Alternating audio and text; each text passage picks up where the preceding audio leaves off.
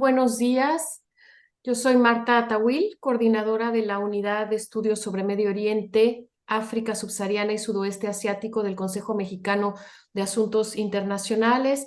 Es un placer darles la bienvenida y contar con destacados especialistas y observadores que desde sus disciplinas observan, estudian con profundidad y seriedad el Medio Oriente y el tema palestino-israelí, y que aceptaron generosamente la invitación de discutir en torno a la guerra actual de Israel en Gaza tras el asalto de Hamas el 7 de octubre, analizar sus resortes locales y sus consecuencias para los gobiernos y las sociedades de la región. Me acompañan Eric Viramontes. Él es doctor en Relaciones Internacionales por la Universidad Nacional Australiana y maestro en Estudios de Medio Oriente por el Colegio de México. Ha sido profesor en el Tecnológico de Monterrey, Campus Querétaro, en la Universidad Autónoma de Baja California, investigador también en la institución Brookings, en su sede en Doha, Qatar, y profesor investigador en la Universidad de Qatar. Gennaro Gervasio, él es graduado de la Universidad de Nápoles L'Orientale, es profesor asociado de Historia de los Países Musulmanes en el Departamento de Humanidades de la Universidad Roma III. Actualmente lleva a cabo en Berlín, Alemania, investigaciones sobre políticas subalternas en Egipto e Irak. Anteriormente, Gervasio trabajó en la Universidad de Bristol, Reino Unido, la Universidad Británica en Egipto y la Universidad Macquarie en Sydney, Australia, donde fue director del Centro de Estudios de Medio Oriente y el Norte de África. José Hamra Sazón, licenciado en Sociología Política por la Universidad Autónoma Metropolitana. Tiene un máster en Ciencia Política para la Universidad de McGill en Montreal, donde se especializó en política de Medio Oriente. Es doctorante en el programa de Teoría Crítica en 17, Instituto de Estudios Críticos, donde también coordina Babélica, Narrativas del Devenir en Tierra Santa. Nos acompaña también Farid Kahat, quien realizó estudios de doctorado en gobierno por la Universidad de Texas en Austin. Es profesor de Relaciones Internacionales en la Academia Diplomática del Perú y en la Pontificia Universidad Católica del Perú. Es además asesor ad honorem de la Comisión de Relaciones Internacionales del Congreso y el Centro de Estudios Estratégicos del Ejército del Perú. Teníamos prevista la participación de Maha Abdelrazek, palestina israelí de la Universidad Hebrea de Jerusalén. Lamentablemente, por motivos de una situación muy complicada, tuvo que retirarse. Esperamos, como sea, proseguir con ella el diálogo en otro momento, más adelante. Pues no me detengo más, entremos ya en materia. Bienvenidos, gracias a todos los asistentes también por acompañarnos en este diálogo. Hace un mes, poco más ya, que Israel bombardea Gaza de día y de noche.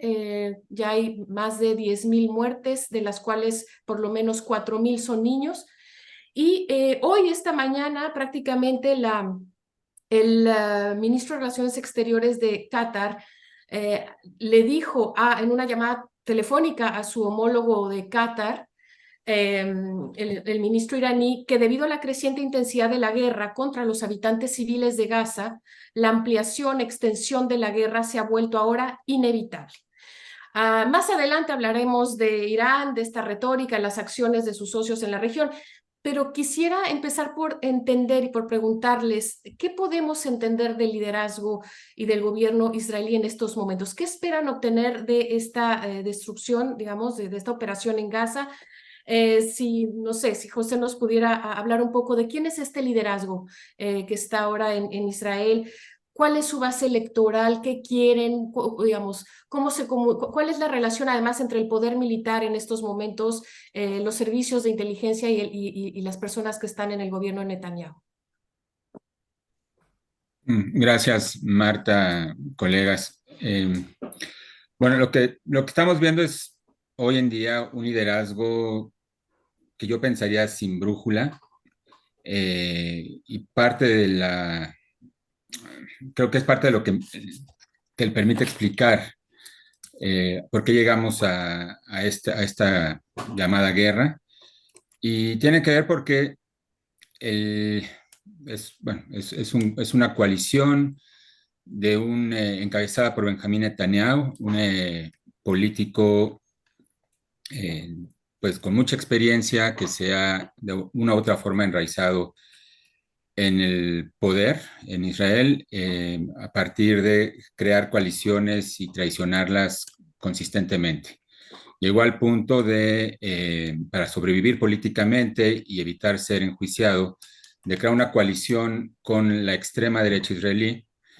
Eh, Recordemos que Benjamín Netanyahu es líder del Likud, un partido en principio liberal de derecha, pero que a lo largo de los últimos 13, 14 años, bajo liderazgo de Netanyahu, pues se ha convertido en un partido populista centrado en su personaje, en su personalidad.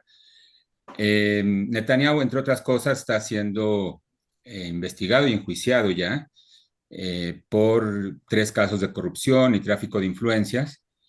Y para evitar ser llevado a la corte, lo que ha hecho es pues generar estas pues coaliciones que en este caso pues ya lleva a un extremo, ¿no? En donde para evitarse, o sea, llevado ante la justicia, pues se une a estos partidos, sobre todo los dos más extremos, de cortes racistas, yo diría incluso fascistas, eh, que están, pues, han estado preocupados, entre otras cosas, por profundizar la ocupación en Cisjordania y Jerusalén Oriental, y por el otro, a la par, debilitar al Poder Judicial. Es una andanada que, bueno, a lo largo de los últimos, bueno, a lo largo de todo el año, del presente año, pues ha, entre otras cosas, desviado la atención y la gobernabilidad dentro de Israel ante esto que muchos israelíes también han manifestado preocupación y hasta antes del 7 de octubre salían a las calles a protestar. Israel se define a sí mismo como una democracia, tiene instancias e instituciones democráticas, sin duda alguna, y prácticas democráticas en su prensa, en la opinión pública, y a la vez esas mismas instituciones que permiten, de donde emergen o surgen estas instancias democráticas, pues también habilitan el sistema de ocupación, apartheid o segregación, como lo queramos llamar, en Cisjordania. Entonces, vamos, el liderazgo actualmente pues está, pues en algún momento lo definía así, en una borrachera ideológica, por un lado tratando de contrarrestar a estas instancias democráticas y por el otro, pues ampliando la ocupación, la anexión incluso ya de facto de Cisjordania, a la vez de que esto implica, bueno, implica pues estos crímenes de guerra que están sucediendo respecto a la población palestina. Dentro de este afán también de evitar que se construya un Estado palestino o como una posibilidad, digo, lo podemos cuestionar más adelante, para Sí. pues pacificar el conflicto. Pero En bueno, este finalmente es marco, eso, hay una ideologización del liderazgo y está pues en su guerra ideológica nada diferente a lo que podría pasar del lado de Hamas. ujú. Y de hecho, en este escenario que nos acabas de describir, al parecer, y por lo pronto hablaremos más adelante también, te pediré que nos cuentes un poco más del campo de la paz, pero la presión por lo pronto vendría o parecería estar proviniendo de los regímenes árabes, no sé si con, bueno, aparentemente con muy pocos resultados todavía. En todo caso, quisiera preguntarle a Gennaro sobre un país que históricamente, geográficamente ha estado muy vinculado a Gaza, el Cairo. El Cairo ha sido, puede ser, llenar un factor de presión para Israel en estas circunstancias que suponemos se perciben como una amenaza para la seguridad nacional, no sé si para la seguridad del régimen, en fin, ¿qué vemos del lado egipcio? Bueno, sobre todo, bueno, gracias por invitarme y también quiero, bueno, sí, perdón porque mi castellano no es como de vosotros y yo no lo, y tampoco aquí en Berlín lo puedo utilizar como me gustaría. Lo haces muy bien. Bueno, gracias.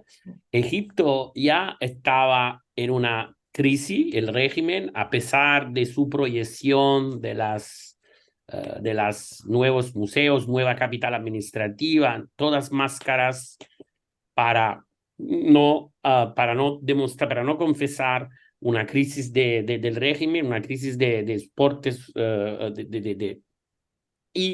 pero esa guerra es al mismo tiempo puede ser una oportunidad y también algo muy peligroso. ¿Por qué?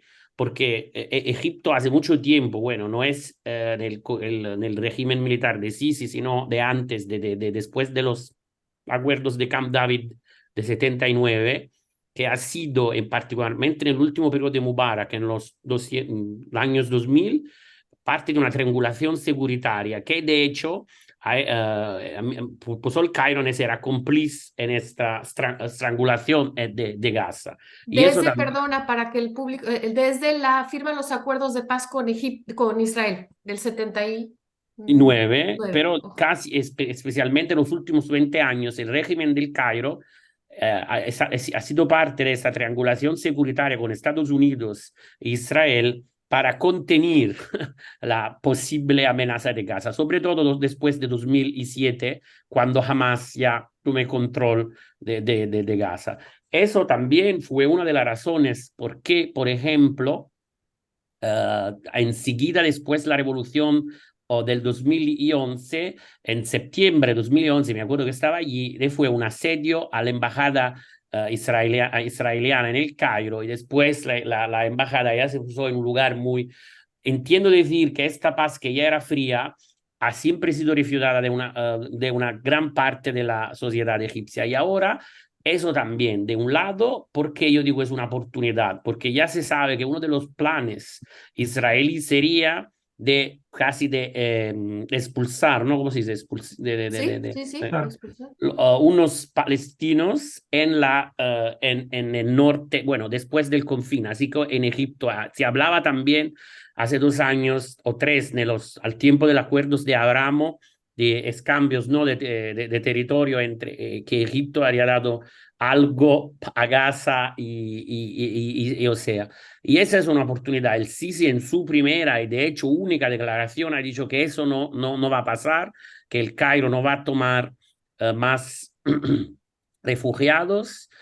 Y eso también es importante porque el área que es en el norte del Sinai, el gobernadorado del Arish, el área que es menos controlada del régimen desde el golpe del julio del 2003. Ya había infiltraciones jihadistas, ya había completas áreas de territorio donde, bueno, el verdadero poder no es del Estado central. Por eso significaría también poner sobre todo jamás, yo creo también, estoy de acuerdo con una de las primeras entrevistas de Hanan El Asraoui, cuando ella dice que jamás no va a desaparecer muy pronto, es una fantasía militar y que Israel vende al mundo.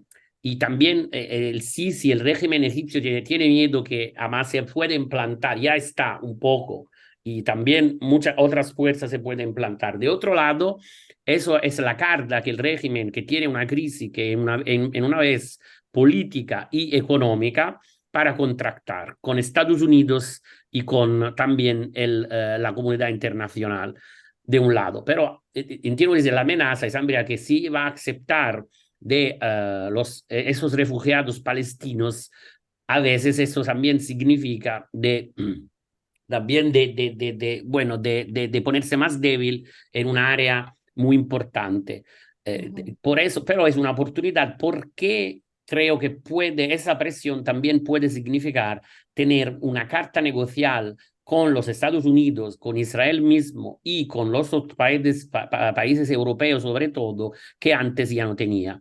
Pero puede ser algo muy peligroso, puede ser un juego donde el Cairo ya no tiene Sí. control. Y eso también por eso parte del régimen, que un régimen mucho más militar de lo que era antes del 2013, también ya sabe que la amenaza es una amenaza real. Por eso decimos que hasta ahora hay como dos equipos que en el Cairo que están en dos lados bastante diferentes. Muy bien. Y de hecho, en estas voces de mediación que se escuchan por parte de los países regionales, bueno, se ha hablado de la mediación de Egipto y también de Qatar, ¿no? A veces ha sido dual, ha sido materia de titulares en la prensa porque logró la liberación de rehenes no hace mucho, bueno, en octubre. Entonces, como la mayoría de los regímenes árabes, Qatar desde los 90 apoyó la solución negociada de dos estados, inició incluso en 94 una suerte de normalización con Tel Aviv, aprovechó la euforia de los acuerdos de Oslo, la ola de normalización, digamos, intentó normalizar unos meses más tarde con la firma de, bueno, con negociación de contratos con Israel de suministro de gas natural, en fin. ¿Qué ha pasado desde entonces y hasta qué punto, les pregunto, Eric en particular, hasta qué punto Qatar es un interlocutor esencial en este conflicto, dada esta relación histórica de acercamiento a Israel y también la alianza súper importante que tiene con Estados Unidos? Si nos puedes contar un poco también al respecto. Claro que sí, Marta. Bueno, en primer lugar, muchísimas gracias por la invitación. Es un gusto estar conversando sobre este tema tan importante con distinguidos colegas. Muchas gracias también al Comexi y una lástima que Maja no haya podido acompañarnos. Con respecto a tu pregunta, para entender, me parece, la posición de Qatar en esta coyuntura, es importante referirnos a la política regional. Y para entender la política regional, yo me trasladaría hace unos 6 años quizás, con la llegada a la presidencia de Donald Trump en Estados Unidos. Y esa, digamos, reiteración de el imperialismo estadounidense después de la llegada al poder de Donald Trump demandó en el sur global o en la periferia, como quiera que queramos llamarle, definiciones. Y el Medio Oriente, en este contexto, no fue la excepción. Y desde entonces podemos distinguir en la política regional, me parece, una oposición entre dos coaliciones de alcance regional, de lo que yo me llamaría, por un lado, una coalición, digamos, pro-imperialista, reaccionaria, y por otro lado, una coalición descolonizadora, conformada por proyectos de distinto tipo de carácter local en el Medio Oriente, ¿no? La muestra del primero, una materialización muy clara del primero, serían los acuerdos de Abraham, que fueron promovidos incluso por Donald Trump, y a los cuales distintos países árabes han vacilado con sumarse. Entonces podemos encontrar en esta primera coalición países como Egipto, después de Al-Sisi, definitivamente Arabia Saudita, especialmente bajo el príncipe heredero, bajo el liderazgo del príncipe heredero Mohammed bin Salman, definitivamente Israel. Y por otro lado, esta coalición a la que se opone, que está conformada por estos proyectos críticos descolonizadores, dentro de los cuales podemos contar también los movimientos de resistencia, Hamas, Hezbollah y definitivamente la República Islámica de Irán. La llegada al poder de Donald Trump implicó, al margen de la política local de cada uno de estos países, en el ámbito regional al menos, un empoderamiento de los actores al interior de esta coalición reaccionaria. Podemos pensar, por ejemplo, en las acusaciones que pesan sobre el príncipe heredero, Mohammed bin Salman, del asesinato del periodista saudí Jamal Khashoggi, la imposición de medidas coercitivas en lo que se ha denominado el bloqueo a Qatar en 2017 y, por el lado de Israel, pues definitivamente la aceleración del colonialismo en toda Palestina y concretamente la judeización de Jerusalén. Como temas relevantes dentro de este marco, podemos mencionar las órdenes de evacuación de la Corte Suprema israelí en el barrio emblemático de Sheikh Jarrah, en Jerusalén Oriental, o la toma de la mezquita de Al-Aqsa por parte de las fuerzas de seguridad israelí. Dentro de estas dos bandos, digamos, hay un tercer grupo que no se decanta por uno ni por otro. Y ahí es donde podemos situar a Qatar, y yo también quizás situaría a Turquía en ese tercer ámbito. En el caso de Qatar, por ejemplo, no forma parte definitivamente de la coalición reaccionaria pro-imperialista y sin embargo continúa siendo una plataforma y un instrumento muy importante para el avance de los intereses estadounidenses en la región. Pensemos en la base militar que tiene Estados Unidos en este país, la base de Al-Udeid desde 2003, o incluso como los esfuerzos de mediación de Qatar también, de cierta manera, permiten a Estados Unidos tener una interlocución, un diálogo con distintos actores que sería muy difícil vender al público estadounidense. Estoy pensando, por ejemplo, el papel fundamental que tuvo Qatar en las conversaciones entre el gobierno estadounidense y el talibán de Afganistán. Tampoco forma parte Qatar de esta coalición descolonizadora y sin embargo se ha convertido en una plataforma para la difusión del mensaje de esta coalición y el avance de los intereses, también la presencia de los distintos actores dentro de esta coalición en el Medio Oriente. Por ejemplo, el mantener una oficina de Hamas en Doha, el presionar por establecer un corredor humanitario, algo que definitivamente choca con el esfuerzo bélico israelí en la Franja de Gaza, y el proponer un cese al fuego. Pero me parece, y de esto hablaré un poco más a profundidad más adelante, que el principal gesto que tiene Qatar con esta coalición descolonizadora es el no ceder a las presiones de censurar a Al Jazeera, la televisora que se encuentra en Doha, que tiene su sede en Doha, que fue fundada en 1996 y que en 2006 abrió una versión en inglés. Entonces, creo que esa parte que fue parte de la discusión de las presiones que le pusieron a Qatar en 2017 sus vecinos, pues el no ceder a censurar esta televisora es definitivamente algo de lo más importante a rescatar en este sentido. Sin duda, sin duda. De hecho, los elementos que acabas de mencionar nos pueden ya hacer pensar, nos dan materia para pensar en los alcances, pero también los límites internos y externos de la capacidad diplomática de Qatar en la región. Volveremos a ello. Ahora que mencionabas a Turquía, ¿qué me pueden decir en general?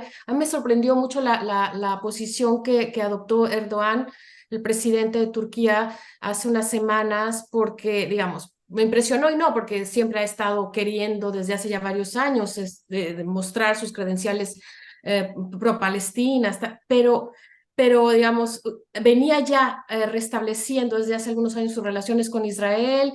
Bueno, ya estaban muy felices, parecía, y de pronto en esta guerra Erdogan toma, digamos, lo podemos llamar un giro, me parece, casi que 180 grados en la política y hacia Israel, o en este tema, diciendo, bueno, lanzando una muy fuerte denuncia contra Tel Aviv y pues bueno, le faltó algo poco para romper relaciones. Entonces, y sin embargo no hay elecciones próximas en Turquía, o sea, no hay nada, al menos que parecería, digamos, que podamos nosotros identificar como una variable explicativa digamos, en ese sentido, ¿no? de política interna, o sí, ¿ustedes cómo podrían interpretar cómo se puede interpretar desde su análisis este posicionamiento de Erdogan en esta última guerra, dado sobre todo el acercamiento que venía teniendo ya con Israel? ¿Cumple algún objetivo de política regional, de política interna particular, que en economía imagino que pierde bastante, no lo sé? ¿Tienen alguna elemento para la reflexión? Sí. Eric. Sí, claro que sí. Bueno, definitivamente hay consideraciones de política interna que sin duda hay que tomar en cuenta. La misma orientación del partido al que pertenece Erdogan es sin duda importante considerar, pero también hay que revisar eventos anteriores, ¿no? Que lo sitúan en oposición a Israel en este tipo de cosas, a pesar de los acercamientos que están motivados por intercambios comerciales, intereses económicos que puedan influir en la relación bilateral. Yo me remontaría, por ejemplo, al altercado con la famosa flotilla turca que llevaba ayuda humanitaria a Gaza precisamente hace algunos años, y lo cual provocó un distanciamiento entre Turquía e Israel y los compromisos en términos de alianzas regionales que el gobierno de Turquía ha adquirido. Y aquí me gustaría también rescatar la importante alianza que tiene con Qatar, ya que precisamente en el contexto del bloqueo en 2017 fue Turquía, junto con Irán, uno de los países que salieron, digamos, a posicionarse a favor de Qatar, mandar incluso alimentos, comida, dado que en ese momento 80% de los consumo alimenticio de Qatar provenía de Arabia Saudita y eso se acabó de un momento a otro. Entonces yo creo que alguna clave, alguna variable importante la podríamos encontrar en la política regional, en los compromisos y en el alineamiento y el papel que desempeña Turquía dentro de estas coaliciones y esta dinámica regional de la que hablaba. Y un papel que no creo que le encante mucho de pronto ni al Cairo ni a Doha, ¿verdad? Este liderazgo que pretende Turquía desempeñar en regional y en el tema palestino en particular. Bueno, volviendo un poco a los protagonistas israelí y palestino. Am, Hablando de Hamas, podemos decir, ¿en qué medida se puede decir que es la ideología la que lo mueve a actuar como lo hace, Farid? Se habla mucho y se escucha, digamos, en algunos comentarios en México, pero también en otros países, ¿no? Al referirse a su carta constitutiva, su contenido, el tema del no reconocimiento del Estado de Israel, como los motivos que lo llevan a actuar como lo hace. ¿En qué medida esto es así? Esto ha dictado sus políticas desde su surgimiento en el marco de la primera intifada en 1987.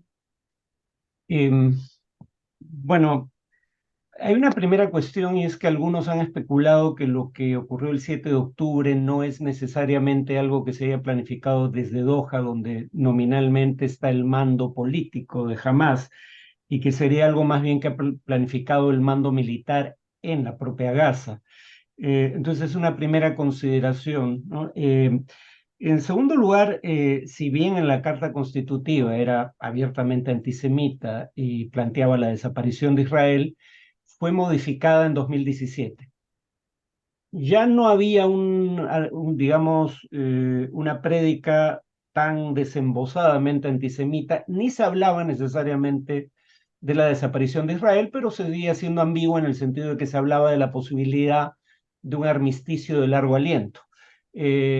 Claro, eso igual no es reconocer el derecho a existir de Israel, pero lo que la gente de Hamás o el liderazgo de Hamás decía era, uno, bajo qué fronteras quieren que reconozcamos a Israel, país que nunca ha establecido fronteras oficialmente, y dos, por qué el reconocimiento debe ser la condición previa a ser considerado interlocutor válido, que el reconocimiento sea una consecuencia de las negociaciones. Israel tampoco, como Estado, reconoce el derecho de los palestinos a un Estado propio.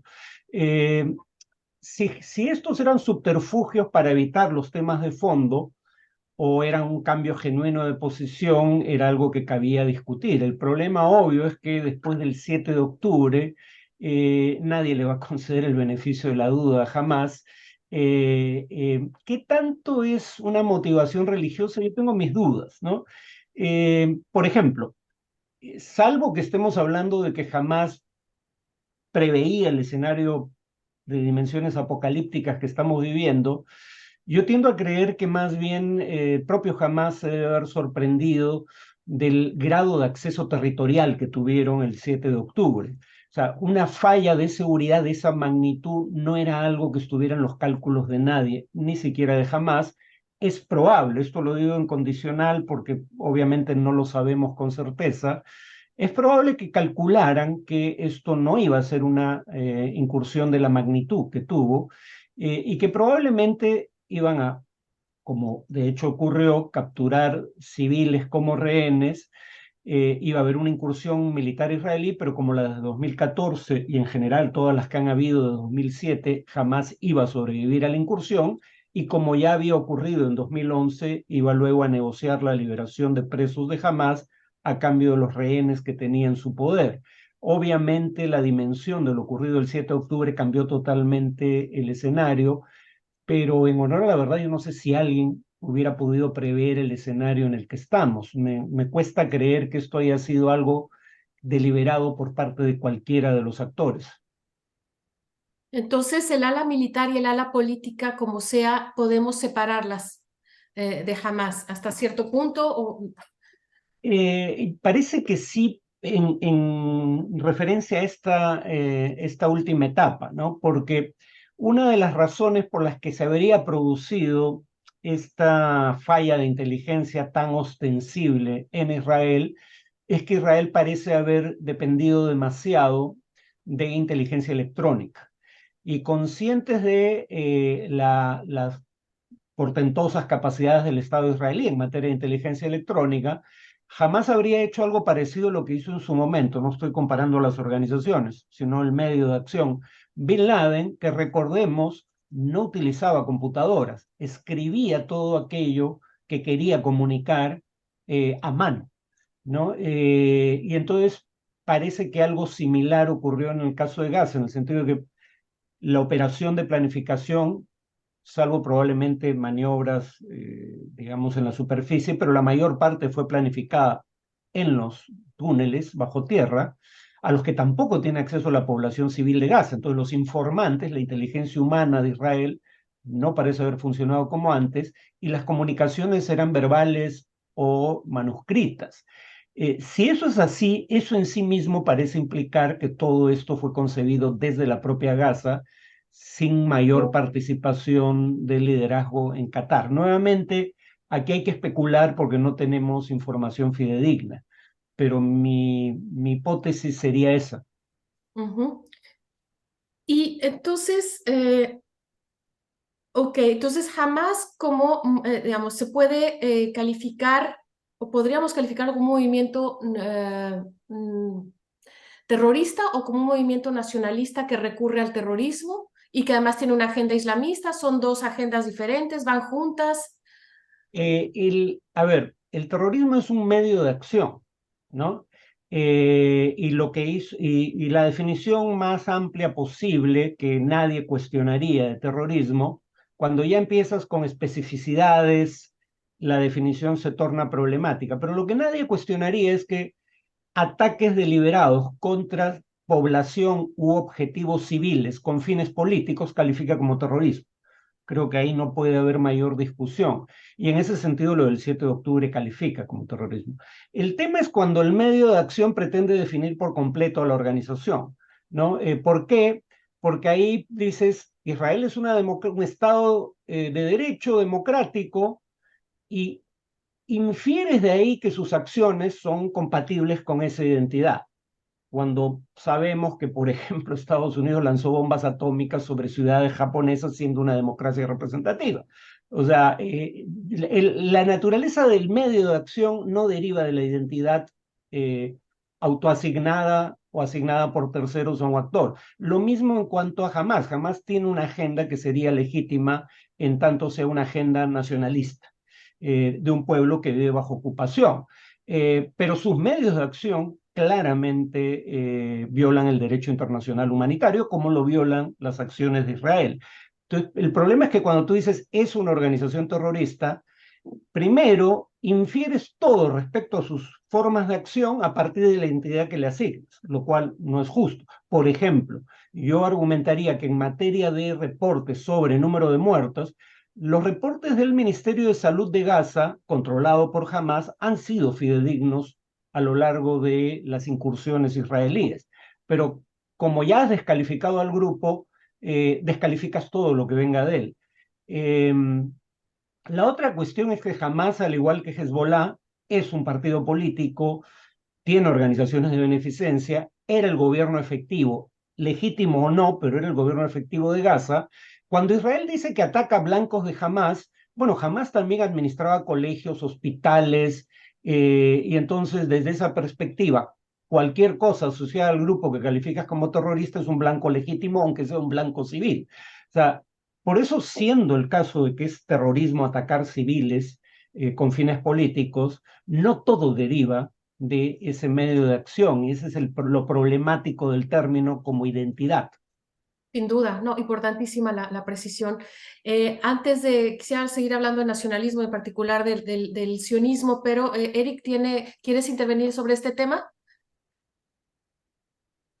No, no se escucha. Perdón, una disculpa. Era relacionado y quería retomar lo que decía Farid, pero Sí. si Sí, quieres pasar al otro tema, con gusto. no, adelante, si está relacionado con... Bueno, sí, simplemente me gustaría rescatar esto último que mencionaba Farid, de la importancia de la categoría terrorista para entonces guiar la opinión pública global y tratar de establecer, digamos, posiciones.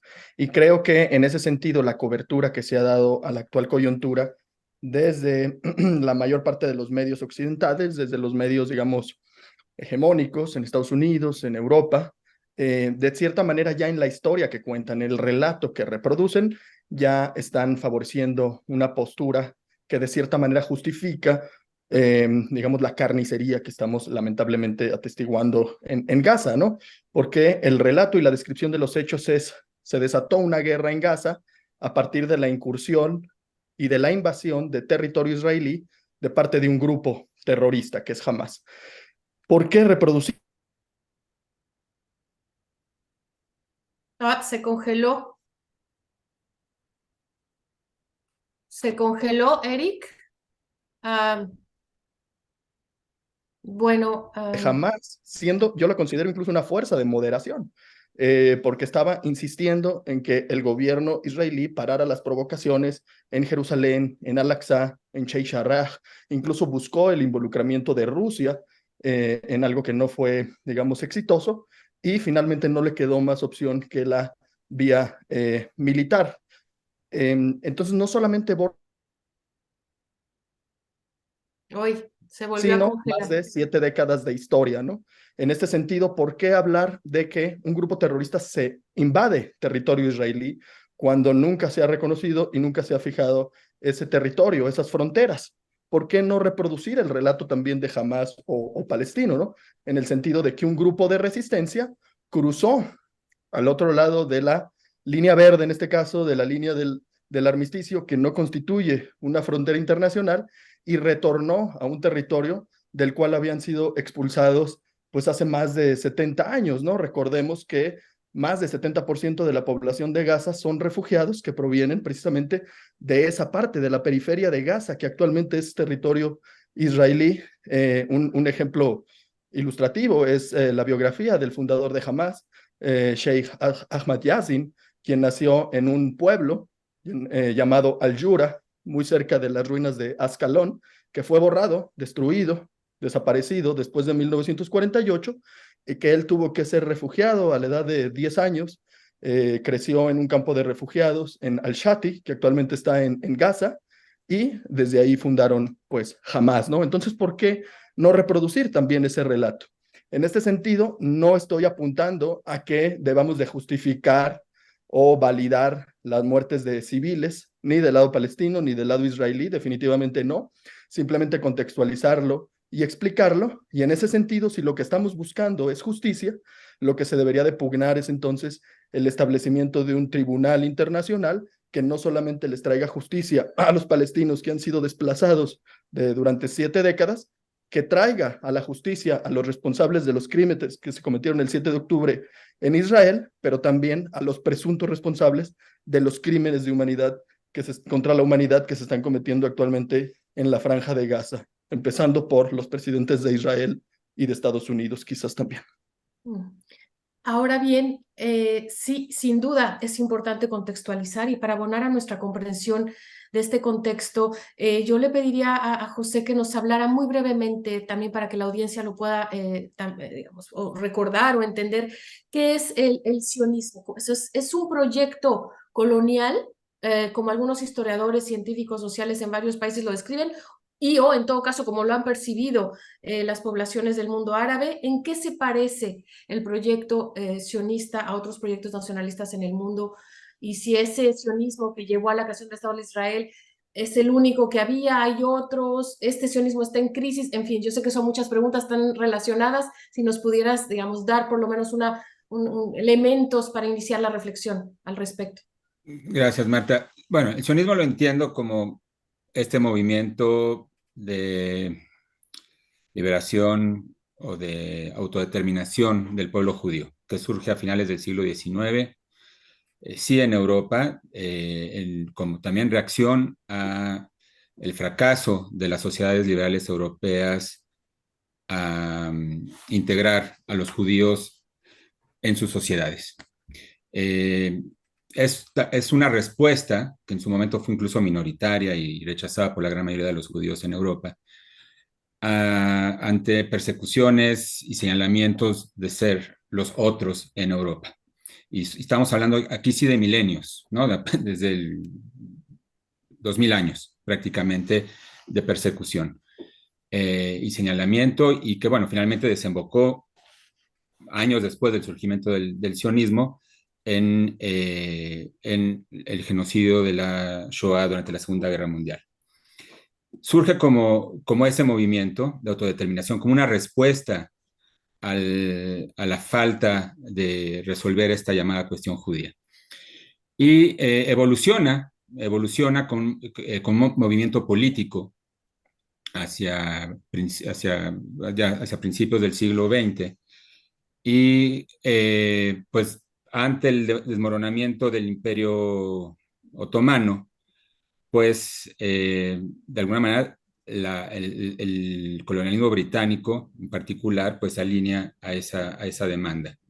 ¿Y por qué en Palestina? ¿Por qué en la Palestina histórica o Tierra de Israel? Bueno, porque finalmente había un vínculo, y como siempre lo ha habido, de estos judíos hacia esa tierra, que a pesar de la mitología no estaba deshabitada y vamos, había un pueblo ahí que también estaba generando ya sus propios valores nacionalistas desde finales del siglo XIX, ¿no? A la par. El sionismo no es una ideología imperial, vamos, es bastante diverso, bastante plural. Hay un fuerte debate, siempre lo hubo, ¿no? Al interior. Y hoy en día lo que estamos viendo es una versión extrema, nacionalista, que compararía a la ultraderecha alemana o francesa, porque básicamente se alimentan de las mismas ideas, ¿no? Del valor a la tierra, el supremacismo, ¿no? No sé si llamarlo necesariamente racial, pero hay un supremacismo ahí de uno de los grupos. Pero no es el sionismo en sí, no es ni su origen, ni necesariamente lo único que permea en Israel hoy en día. Sí, hoy están en el poder, pero encontramos también dentro de estos espectros del sionismo posiciones que reconocen la autodeterminación del pueblo palestino, ¿no? Entonces, digo, es muy breve hablar de 150 años así, pero sí desde mi perspectiva me parece que también hace falta decolonizar al sionismo dentro de todo este discurso, ¿no? Que de alguna manera se le ha, así como al terrorismo o al genocidio, son palabras que vienen cargadas y sin profundizar en lo que implica. Hay un derecho y legitimidad de los judíos de identificarse y definirse como un pueblo, nación, como una nación, como cualquier otro pueblo, ¿no? Empezando por el palestino, ¿no? Que también requiere, o sea, vamos, es urgente y es una emergencia, y finalmente parte de lo que está Hamas haciendo es justamente visibilizar esa demanda que a nivel regional y global ha sido marginada, ¿no? No es casual. Perdona, ¿esta definición de la identidad nacional entonces proviene de la religión? ¿Nos ayuda Se a entender alimenta también de la la religión. O sea, interpretación entre la finalmente lo esfera judío, política y religiosa? sí, perdón, sí, a final de cuentas, digo, hay una narrativa nacional y la religión es parte de ella. No es central. O sea, para el sionismo, los sionistas hablan que a final de cuentas lo judío no es solamente una religión, hay una historia, hay una cultura, hay una lengua, y hay una identidad también nacional que merece ser expresada. Insisto, hay desde el sionismo, bueno, que hablaba de un Estado binacional en su momento, que era más una idea fundamentada por una serie de filósofos y pensadores judíos, pero que hoy en día tiene espacio también en la calle judía en Israel-Palestina. Y eso está en juego, eso está en juego y también se invisibiliza, ¿no? Por eso hablaba de decolonizar el sionismo Sí, como término. sí, interesante. Y que bueno, a final de cuentas, como sucedió, es que el colonialismo británico y el mandato británico habilitó, ¿no? Esta simetría estructural que vemos Sí, desde entonces y hoy en día expresada en esta guerra, por ejemplo. ok. Simplemente, digo, para terminar esta pregunta, ¿no? Vamos, es muy difícil en unas cuantos minutos Desde luego. adentrarse a lo que es el sionismo en sí, pero yo invitaría también a eso, a quitarle esa carga y, y revisarla, ¿no? Desde una expresión que también responde a una historia traumática y que finalmente, bueno, nos lleva a este espacio Israel-Palestina, que es demandado por ambos pueblos como la expresión territorial de sus nacionalismos. El tema es, como me imagino veremos más adelante, cómo atender ambas demandas en ese mismo espacio. Así es, y en ese mismo espacio también están los palestinos con ciudadanía israelí. ¿Quiénes son? ¿Cuántos son? ¿Por qué tienen la ciudadanía, Farid o Bueno, José? así respondo rápido. Tras la guerra del 48, que implicó la independencia de Israel y la Nakba para el pueblo palestino, la población palestina que no fue expulsada por la guerra ni por la ofensiva en ese día entonces ya israelí para expulsar a la población palestina, fueron 750,000, que hoy en día pues, son los refugiados que vemos en Libia, quizás Siria todavía, Jordania, en Cisjordania y en Gaza. Pero quedan algunos palestinos que hoy en día son ciudadanos de Israel, que suman poco más de 2 millones, representan arriba del 20% de la población israelí.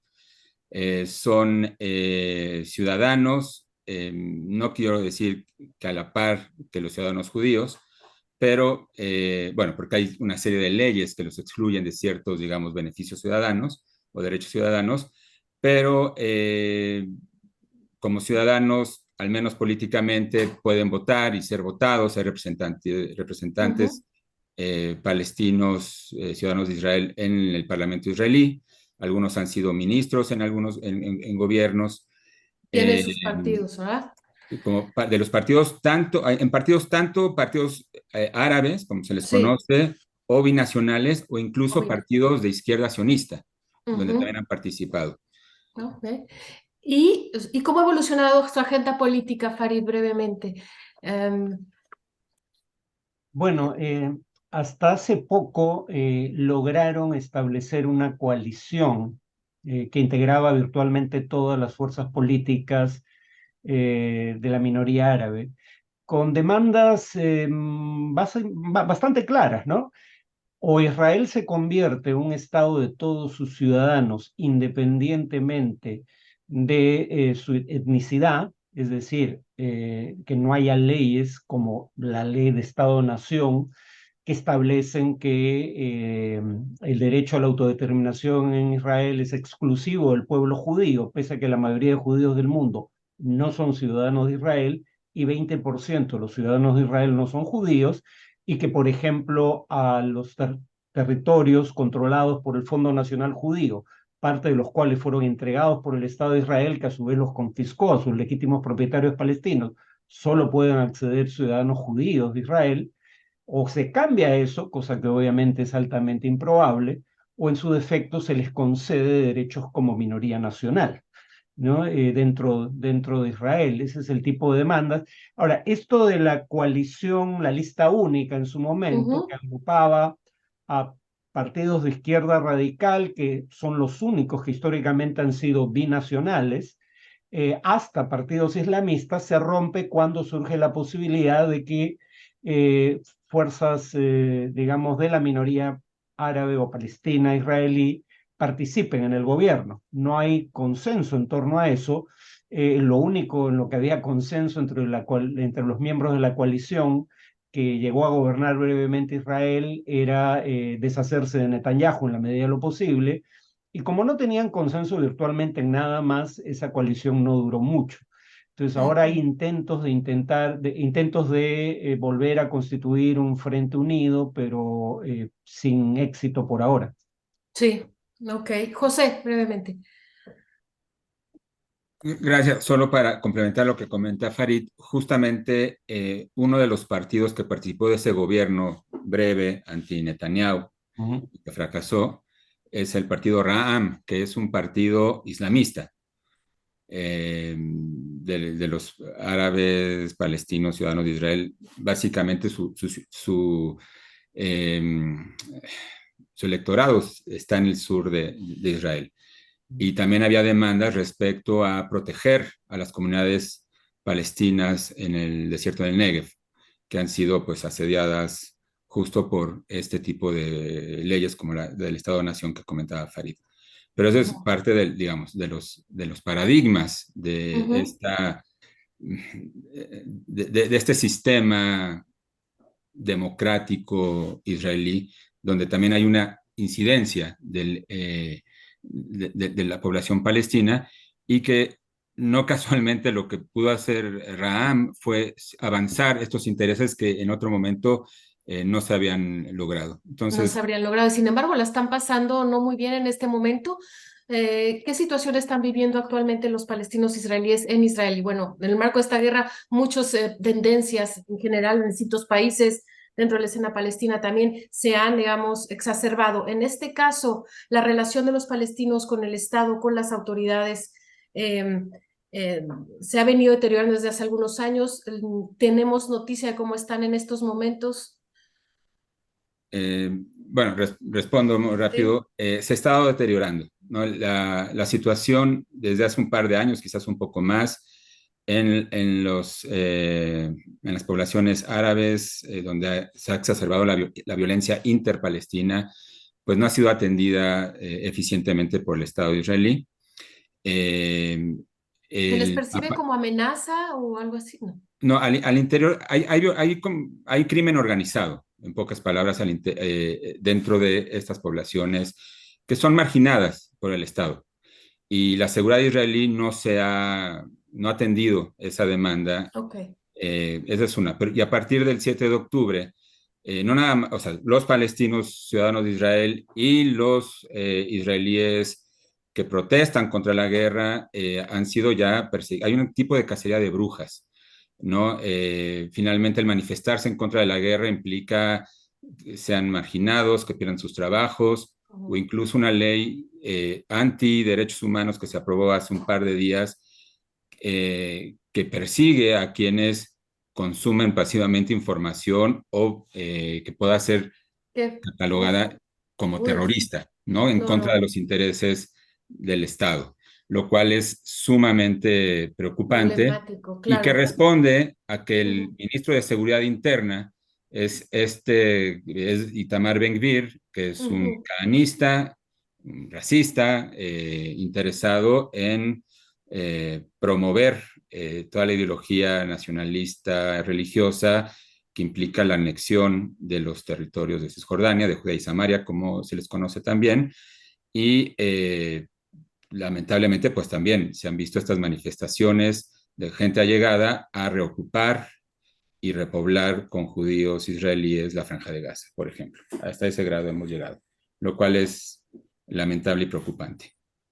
Sin duda. Y en esta escena política israelí tan fragmentada, parecería, hay voces que apuntan a que, bueno, esta fragmentación a su vez también muestra, y estas fallas de la política derivan en este comportamiento hacia el tema, y estas decisiones hacia el tema palestino y los palestinos, y que, por lo tanto, esta política israelí favorece que Irán monopolice el tema palestino. Irán, sabemos, no reconoce a Israel, ha hecho del apoyo a la causa palestina desde hace ya muchos años el eje principal de su política exterior, un tema que le permite presentarse como potencia regional, ¿no?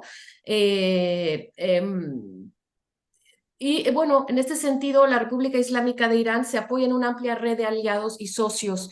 Se habla mucho del Hezbollah, ahora lo mencionaremos, también de otros grupos de Hamas en este momento. En el caso, hemos visto a otras milicias shias movilizarse, como en el caso de Irak, por ejemplo, o de los Houthis en Yemen. En este sentido, Genaro, ¿en qué medida estos grupos actúan por su cuenta? En el caso de Irak, por ejemplo, de alguna manera vinculándose con la agenda del Estado. ¿Cómo podemos entender lo que está pasando desde Irak? ¿Cómo se está articulando con este conflicto, esta guerra? Bueno, eso de un lado no es fácil de ver porque la información es muy fragmentada. Lo mismo cuando antes, no me acuerdo quién de los colegas estaba hablando de cuando se dice los números, lo Ministerio de Información de Gaza y de otro lado se duda de todo porque viene de Hamas, ¿no? Al mismo, cuando hay unas milicias que se han movilizado, por ejemplo, hay unos ataques de drones en lugares donde están todavía los Estados Unidos y en Irak. Y eso siempre, bueno, no es, casi nunca es fácil. Lo que es claro, que es la guerra que está pasando, a pesar de lo que aquí en Berlín es muy fuerte la propaganda, el tentativo de reducir a un pensamiento único que sea pro-Israel, todo lo que pasa, pero no solo, decimos que no es tan fácil de ver que es algo que yo creo que potencialmente puede cambiar, puede ser un momento definitorio en la historia regional, lo que está pasando ahora, no solo porque, bueno, tenemos en términos de víctimas algo que, bueno, ha parecido que Ucrania casi es algo muy menor, pero, y sobre todo los actores, creo que hay más que un problema, y los actores que son más ambos, los actores más débiles, como puede ser el gobierno de Irak, que está entre Irán y, bueno, Estados Unidos y otros, pero también los otros actores. Por ejemplo, últimamente ha sido una convergencia bastante rara, o nueva, entre Irak y Jordania, o Jordania también. Lo que ha pasado en Jordania nunca había pasado. Marchas para llegar a las fronteras, nunca habían, bueno, nunca, hace muchísimo tiempo que no había pasado un descubrimiento de la identidad palestina en Jordania. No vamos a olvidar que hay casi mitad, sino más, de los jordanios, bueno, que invención colonial, como sabemos, son de origen palestina, son palestinos de hecho, con pasaporte jordán, pero eso, y eso es un desafío, bueno, es algo que también por regímenes que estaban bien más fuertes, regímenes que más débil, seguramente es. Yo creo que ahora, como tú estabas diciendo, así que la voz de Irán, y seguramente la más fuerte de todas, bueno, y eso es algo que tiene de tener en consideración. También me gustaría también decir que la supresión de voces alternativas, lo que se hablaba antes de Israel, está pasando también en unos países europeos. También es algo que no se puede, se ve que hay más países latinoamericanos que han retirado el embajador que países árabes. Solo Jordania y Bahrein lo han hecho. Bueno, Egipto no se sueña de hacerlo, y tampoco Marruecos, por ejemplo, a pesar de demostración de lo que está pasando. Y por eso creo que un avantaje estratégico por Irán y ahora se ve. Pero ¿cómo se puede utilizar? Bueno, todavía no se sabe. Hasta Hezbollah, hace la semana pasada en Líbano había muchísima, se esperaba este discurso de los sheikh, pero al final fue bastante, bueno, estaba tomando tiempo más que tomar una decisión. ¿Y por qué Líbano es particularmente vulnerable también? Porque estamos viendo también una especie de frente, podemos decir que ya es un frente abierto, digamos, a una guerra de baja intensidad. Todos los días hay bombardeos desde el sur del Líbano hacia el sur del Líbano. Digamos, ¿cuál sería la agenda del Hezbollah en una situación además tan complicada que tiene el Líbano ya de por sí interna? Bueno, en Líbano la situación interna es súper complicada, la crisis económica es increíble, pues también una crisis de ciudadanía, el pacto nacional muy viejo que está sobreviviendo milagrosamente, pero de hecho es contestado de todos y todas. Y por eso, y el mismo Hezbollah, como se ha visto como partido normalizado, que no sea de resistencia, no tiene la misma popularidad, no tiene la misma y los recursos que ha tenido como partido de resistencia. De un lado, eso también son palabras muy amargas de decir, casi necesita estos momentos de confrontación también para llevar más, para sublevar su popularidad que estaba en declino. Pero creo que en este momento también es una escalation muy, muy, muy grande, que hasta los líderes de Hezbollah están mirando muy bien antes de, bueno, porque hasta la retórica es un poquito bueno, la están un poquito, están esperando más. Pero de un lado, la guerra ya está también en Líbano, ya hay víctimas, ya hay en el sur, que no olvidemos que fue ocupado por Israel bueno, por muchos años, por 18 años. Por eso algo, bueno, hay también una heredad en aquel lado. Yo creo que hay actores que están en el wait and see, pero en el mismo tiempo lo que está pasando en Gaza es cada día, bueno, no sé también qué decir Así para es. comentarlo. Así es, no hay palabras sin duda, en efecto. Además está el factor de los campos de refugiados en Líbano, ¿no? Que es otro elemento social a considerar y político. ¿Y Siria es un apoyo para los grupos aliados de Irán o ya no? Damasco ya no está tentado a colaborar junto a Hamas, no tiene las condiciones. Eh, ¿Alguien que quiera hablarnos un poco de Siria? ¿Sí, Eric?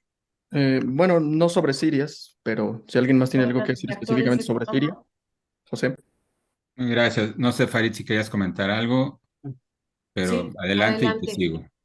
Farid y luego José. Brevemente, obviamente Siria, primero hay milicias en Siria financiadas por Irán, que esas podrían actuar contra Israel, aunque no lo han hecho. Y más que contra Israel, probablemente, como ya ocurre en Irak, actúen contra tropas estadounidenses u occidentales que están ubicadas en Siria, por el apoyo decidido que Estados Unidos está brindando a Israel. Eh, pero en segundo lugar, también Siria puede ser parte de la cadena de suministros, digamos, de Irán a Hezbollah. Por eso Israel ha bombardeado 2 aeropuertos en territorio sirio.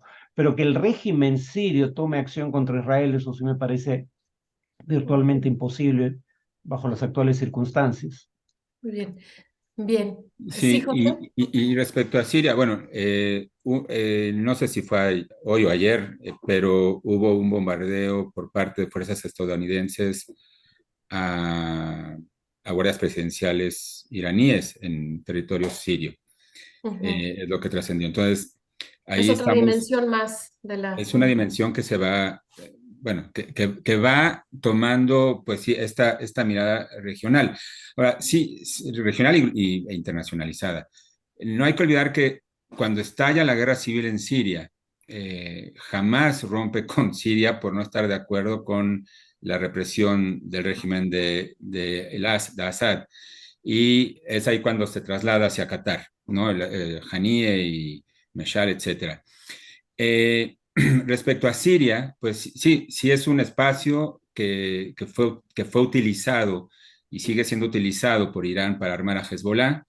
A mí debo comentar que me conflictúa llamar a Irán como, no sé, como el frente o el líder de este movimiento decolonizador, cuando justamente lo que está haciendo es, a través de todos estos proxies, ampliar su influencia más allá de liberar. Pero bueno, el caso es que también Siria es interesante como espacio porque hay un acuerdo directo entre Israel y Rusia para que pueda Israel actuar como ha actuado Ujú. para evitar que Hezbollah sea armado por Irán. Entonces, no solamente lo que pasó a lo largo de este mes, del bombardeo de los aeropuertos de Alepo y Damasco, sino a lo largo de Ujú. estos varios años, Israel ha tenido actividad apuntando contra objetivos que considera que ponen en riesgo su seguridad nacional. Y Así es, y de hecho, Sí, Hezbollah como un actor, bueno, sí, coincido en que está contenido, pero bueno, no hay que dejar de lado que a lo largo de este mes ha habido ya así es. intercambios Y ha de ambos anunciado que lados. hay, y la incertidumbre ahí sigue, porque no se sabe cuáles son esas líneas rojas que lo harán entrar. En todo caso, Erika, ahora te doy la palabra, pero me interesa también que lo que nos vayas a decir lo puedas unir al tema de la rivalidad entre Irán y Arabia Saudí para ir cerrando este tema. Se había visto esta normalización entre Riad y Teherán, se ha visto afectada, se acabó esta normalización, estamos viendo a un Mohammed bin Salman más bien discreto, ¿no? Lo cual sorprende porque el rey se había acostumbrado, bueno, nos había acostumbrado a un cierto activismo político en la resolución de temas regionales en los últimos meses. No olvidemos que fue en Jeddah donde tuvieron lugar las negociaciones de paz para Sudán, fue Riyadh donde se recibió una delegación Houthi para frenar la dimensión regional de la guerra en Yemen. En esa misma capital, Siria hizo su regreso a la Liga Árabe. Pero ahorita entre Hamas e Israel, más de un mes después de que inició el conflicto, organiza sus primeras cumbres sobre Gaza, una con la Liga Árabe este sábado, mañana, y otra con la Organización de Cooperación Islámica el domingo. Dos instituciones con poquísima, si no es que nula influencia, ¿no? Entonces, ¿cómo interpretar este papel de Arabia Saudí, por un lado, y por el otro, si esta normalización con Israel, de la que se venía hablando, ya está por ahora fuera de consideración? Sí, yo creo que no está definitivamente fuera de consideración. Yo creo que en todo caso lo que hizo Arabia Saudita fue poner una pausa a su proceso de normalización y eventualmente dejarlo para después, sobre todo en el marco de su relación tan importante con Estados Unidos, ¿no? El acuerdo entre Irán y Arabia Saudita fue mediado por China y por lo tanto yo creo que forma parte de una dinámica distinta a la forma como se relacionan estos actores con respecto a Estados Unidos, ¿no? Muy bien. Entonces yo creo que fue más bien lo que hizo y es lo que han hecho la mayoría de los países árabes. Por ejemplo, Arabia Saudita yo diría que congeló su proceso de normalización y lo dejó para después. Emiratos Árabes Unidos incluso comenzó sus declaraciones, el gobierno, reproduciendo el relato israelí, condenando la actividad, el ataque de Hamas. Y por otro lado, ha estado alegatos en el sentido de que ha ido desalentando las protestas del gobierno al interior de su territorio y fuera incluso también. En el caso de, por ejemplo, Bahrein, me parece que el retiro de su embajada de Israel es meramente un acto simbólico. Yo creo que en algún momento posterior fácilmente regresará a su embajador y me parece que Egipto está mucho más preocupado por evitar que la crisis humanitaria le pase a su frontera. Eso es lo que También la preocupa. geografía ahí se impone, ¿no? Y de hecho, Efectivamente, perdón, sí. ajá, sí. Y yo creo que en todo caso, esta coalición, digamos, reaccionaria no enfrenta mucha resistencia de esta coalición anticolonial, diría, no decolonial, incluso el proyecto de la República Islámica tiene que descolonizarse también, escuchar las voces, rescatar voces como la de Ali Shariati, etcétera, ¿no? Que han estado o que han perdido influencia en la concepción actual. Pero sí anticolonial y a partir de eso se explican las alianzas que se están forjando entre Israel y distintas milicias. Pero Así más es. allá de distraer al ejército israelí en la frontera con Líbano, no veo que le puedan poner un alto. Prácticamente Israel tiene luz verde y el terreno libre, desafortunadamente, Sí.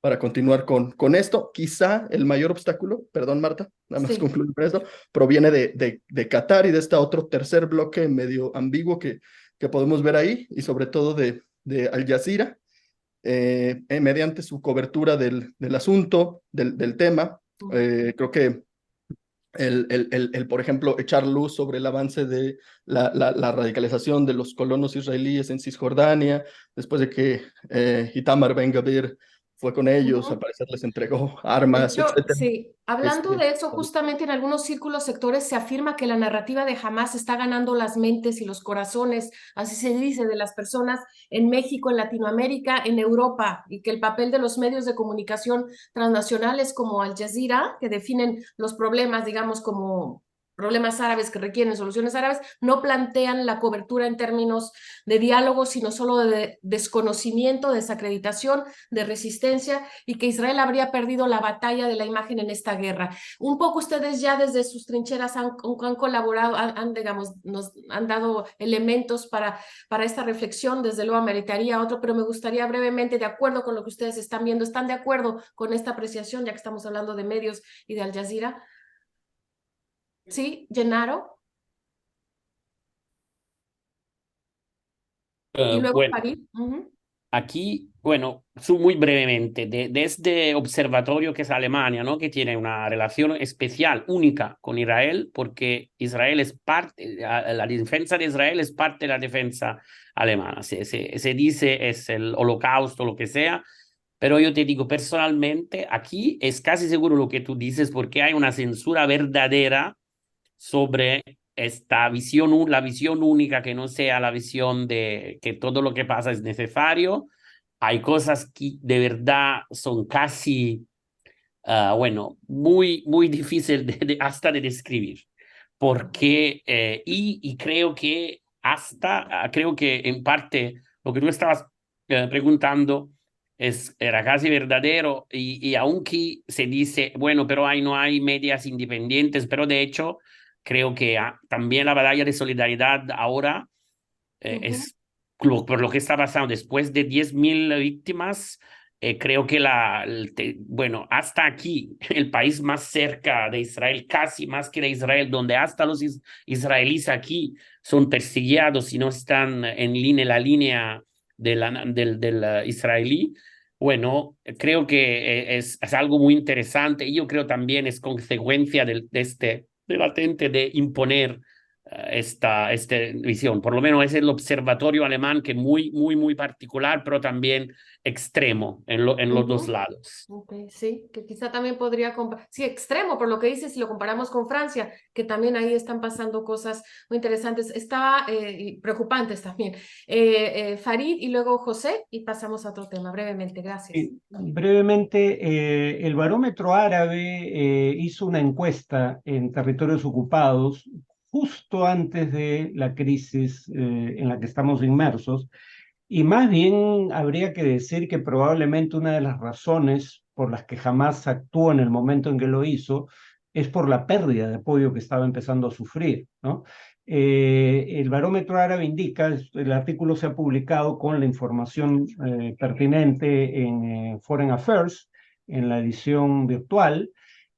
Más de 2/3, poco más de 2/3 de los encuestados en Gaza, no en el conjunto de territorios ocupados, 2/3 de los encuestados en Gaza confiaban poco o nada en Hamás, ¿no? Se estaban creando nuevas milicias palestinas que no obedecían a Hamás, en Cisjordania en este caso. Si hubieran elecciones, el candidato de Hamás, si fuera Haniyeh, hubiera obtenido solo 24% de apoyo. Claro, la Autoridad Nacional Palestina es aún más impopular, pero el líder más popular entre los palestinos es un miembro de Al-Fatah que está preso, Marwan Barghouti. Barghouti. Sí, en ese sentido, Hamás no estaba precisamente en un buen momento cuando esto ocurre. Probablemente intentan revertir esa imagen, porque claro, si bien 74% en esa encuesta decía que no querían un enfrentamiento con Israel, el punto es que ya lo vimos en 2021, una vez que el enfrentamiento empieza y que Israel empieza a bombardear de manera relativamente indiscriminada a blancos civiles, la opinión pública cambia en favor de Hamás. No sé si eso vaya a ocurrir ahora, dada la magnitud de lo que estamos viendo, pero Hamás estaba a la defensiva, no estaba en un buen momento. Un buen momento. Y claro, las acciones de Israel terminan haciendo cambiar el foco de lo que ocurrió el 7 de octubre hacia los crímenes que Israel está cometiendo en este momento. Bien, sí, gracias, Gennaro. Ujú. Estaba Gennaro, ¿verdad? Ah, no, José primero y luego Gennaro. Ujú. Perdona, sí. Adelante, Gennaro, después voy. No, algo muy, lo que está diciendo Farid.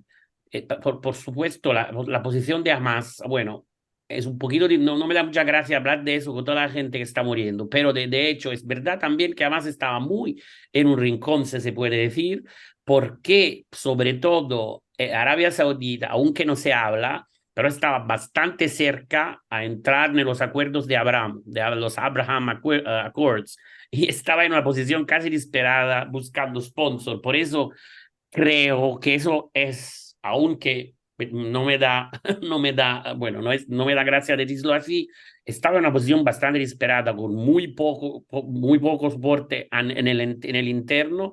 Internacionalmente estaba casi a un punto de perder el soporte de Arabia Saudita.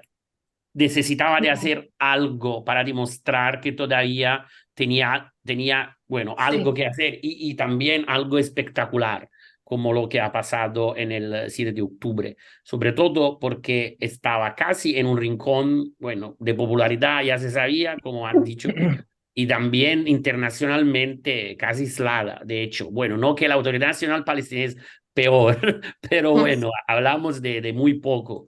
Y eso también, sobre todo, por Sí. la posición saudí. Y Qatar, bueno, pero ya sabemos cómo el Qatar ya juega en mesas diferentes. En mesas diferentes, sí. José, Sí, a mí me parece a tu pregunta que sí, la guerra mediática la ha perdido Israel, pero también me parece que lo que priva es mucha confusión, ¿no? Estas simpatías por Hamás de estos, bueno, de los sectores, llamémosles periféricos o de la izquierda global, como si fuera el liberador, no coinciden con los propios, con la propia lucha de libertades de esta izquierda, así ¿no? es como ha Finalmente, pasado con esta misma izquierda de que defienden al régimen sirio de Bashar al-Assad, ¿no? por ejemplo, ¿no? Entonces, hay mucha confusión y abonando esa confusión, no hay que olvidar que si jamás se mantiene como se ha mantenido a lo largo de los últimos varios años, tiene que ver con las negociaciones directas o indirectas con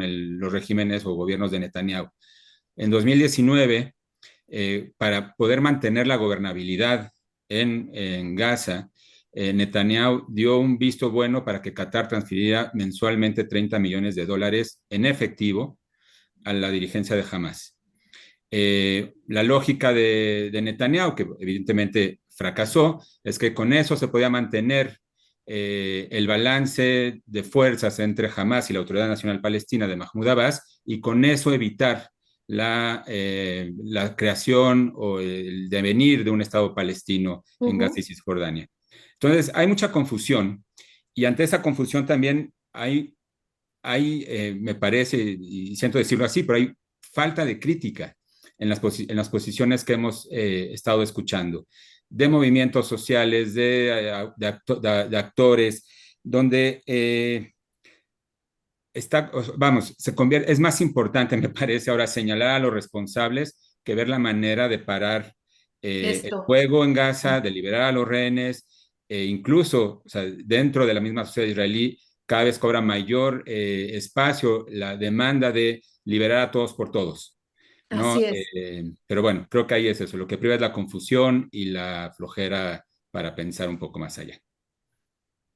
Muy bien, pero importante plantearlo en este momento y justo bueno, es una constante por lo que hemos estado viendo en la política palestina que remonta a los años 30, por lo menos, si no es que antes, la interferencia de los países árabes, de potencias extranjeras que se arrogan también el derecho de hablar en nombre de los palestinos, ¿no? Un poco de pues, la división que también genera esta manera de inmiscuirse siempre, de querer instrumentalizar el tema palestino con bastante condescendencia al parecer, ¿no? Entonces los palestinos han superado esto en el pasado, deben hacerlo, me parece, ¿no? Algo, si quieren lograr algo en este momento, pero no será fácil. Ya vimos de dónde puede provenir, si es que en algún momento la nueva generación de líderes, de dónde surgirá alguna estrategia también que permita a los palestinos alcanzar sus objetivos.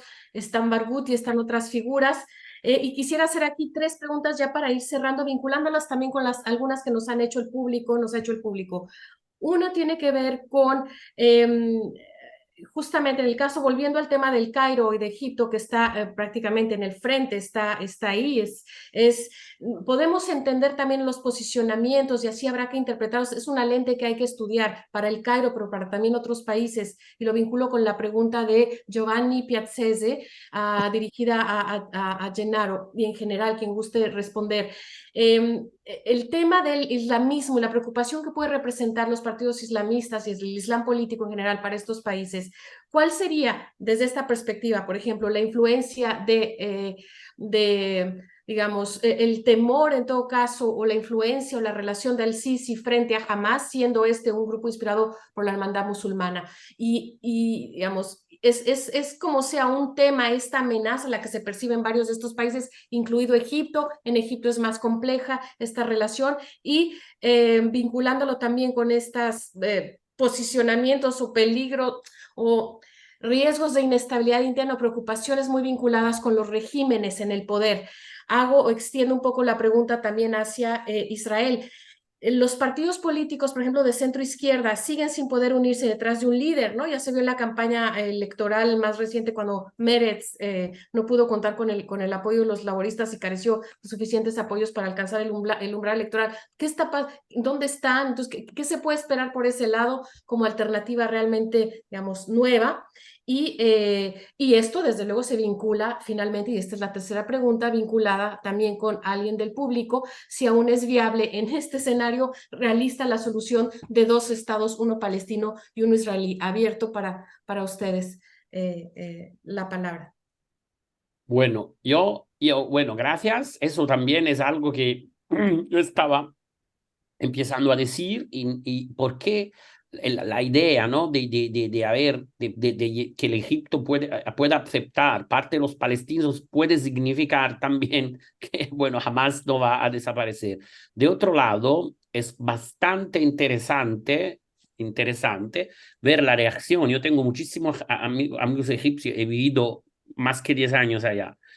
Y había una reacción de júbilo, bueno, lo que los alemanes acá llaman Schadenfreude, ¿no?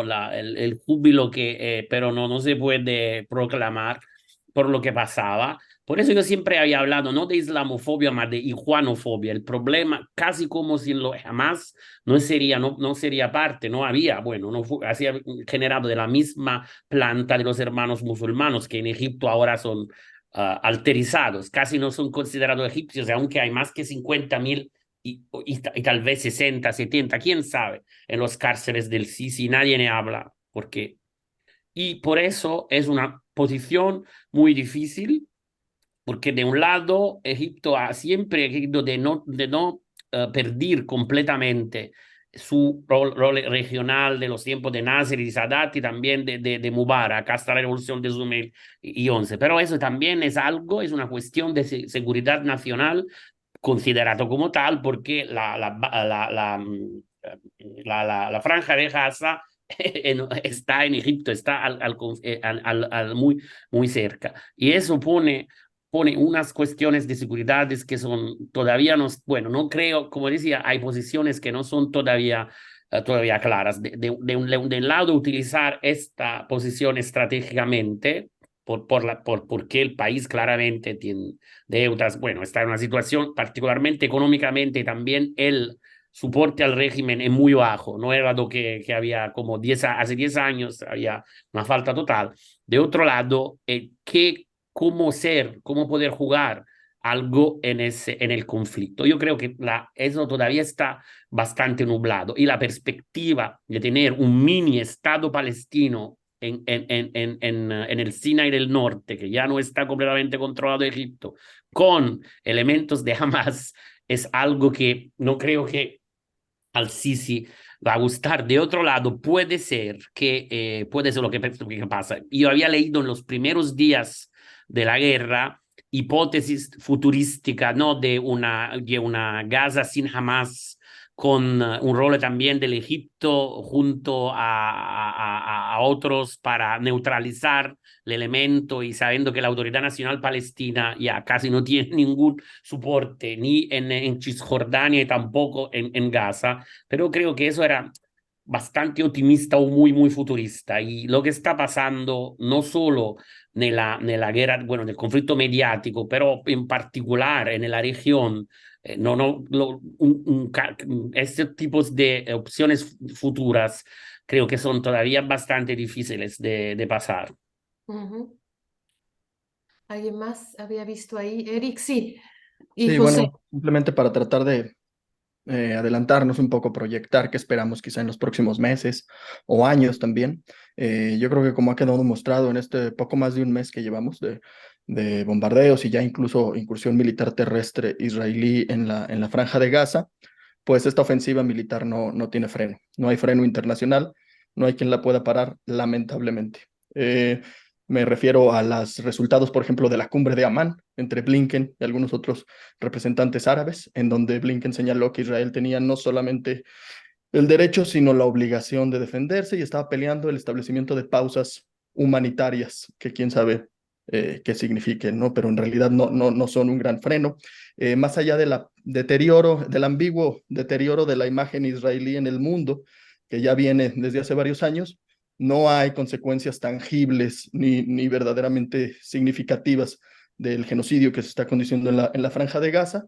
No hay sanciones, no hay llamados enérgicos a apegarse a la legalidad internacional. No quisiera pensar, por ejemplo, si Irán hiciera un 10% de lo que se está haciendo ahorita, pues las consecuencias que habría, ¿no? Entonces no hay eso. Por lo tanto, dependemos de los vaivenes político-electorales en Israel y del desempeño de las fuerzas militares en el terreno, bien para saber hasta dónde va a llegar esto. ¿Hasta dónde va a llegar? Yo me imagino que el plan de evacuar y de limpiar la Franja de Gaza, de limpiar étnicamente la Franja de Gaza, o al menos parcialmente esta, lamentable y tristemente se va a concretar. Quizás se va a establecer, si no es que toda la Franja de Gaza, al menos una barrera, una división, a lo mejor la mitad, al norte de Han Yunis, quizás, no sé, por ahí. Y vamos a ver esto repetirse, quizá dentro de 15 años, si tenemos la fortuna de estar por acá, pues vamos a ver esto y vamos a estar platicando nuevamente de esto, ¿no? Porque desafortunadamente, pues esto es parte de un ciclo, ¿no? Imaginémonos un niño palestino que creció en un campo de refugiados en el sur de Gaza, incluso en el Sinaí, o en alguna isla artificial que se construya por ahí en el Mediterráneo, que le destruyeron su casa, que mataron a sus padres, que mataron a sus hermanos. No va a tomarse de las manos con los israelíes y va a decir, vamos a firmar la paz, ¿no? Definitivamente creo que es posible esperar que esto va a continuar y dentro de 15 años estaremos triste y lamentablemente discutiendo estas cosas otra vez.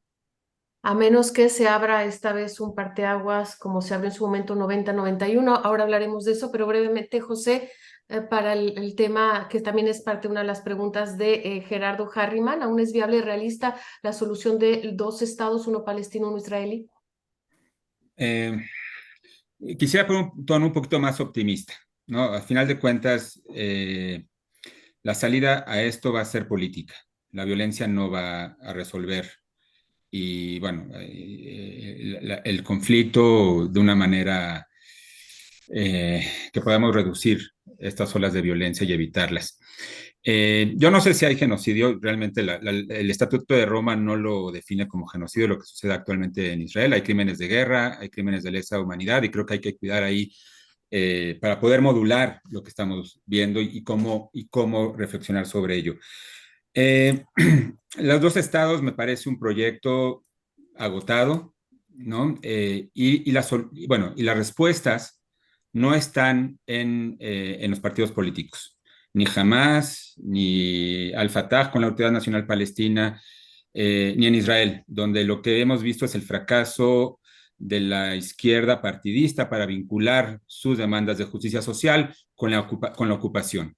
Cosa que, curiosamente, a lo largo de los últimos, bueno, de estos meses de protestas contra el gobierno de Netanyahu, cada vez se hacía más presente el que no hay democracia con ocupación. No es, vamos, es un oxímoron, perdón, oxímoron. El suponer un Estado democrático manteniendo bajo ocupación al pueblo palestino con todo lo que implica la ocupación. La respuesta está en la izquierda social, me parece. Desde hace varios años activan judíos israelíes, palestinos de los territorios, en movimientos sociales, donde no es que vayan a firmar la paz, sino que la están construyendo de manera cotidiana condiciones para una vida digna para todos y trasladar la discusión de Estados-nación a ciudadanías plenas. Voy a dar simplemente dos casos. Por un lado, hay movimiento que actualmente está muy activo, Juntos de Pie, Standing Together, donde trabajan de forma paralela judíos y palestinos ciudadanos de Israel, con una agenda de equidad y lucha contra el régimen económico, ¿no? Contra el neoliberalismo, por ejemplo.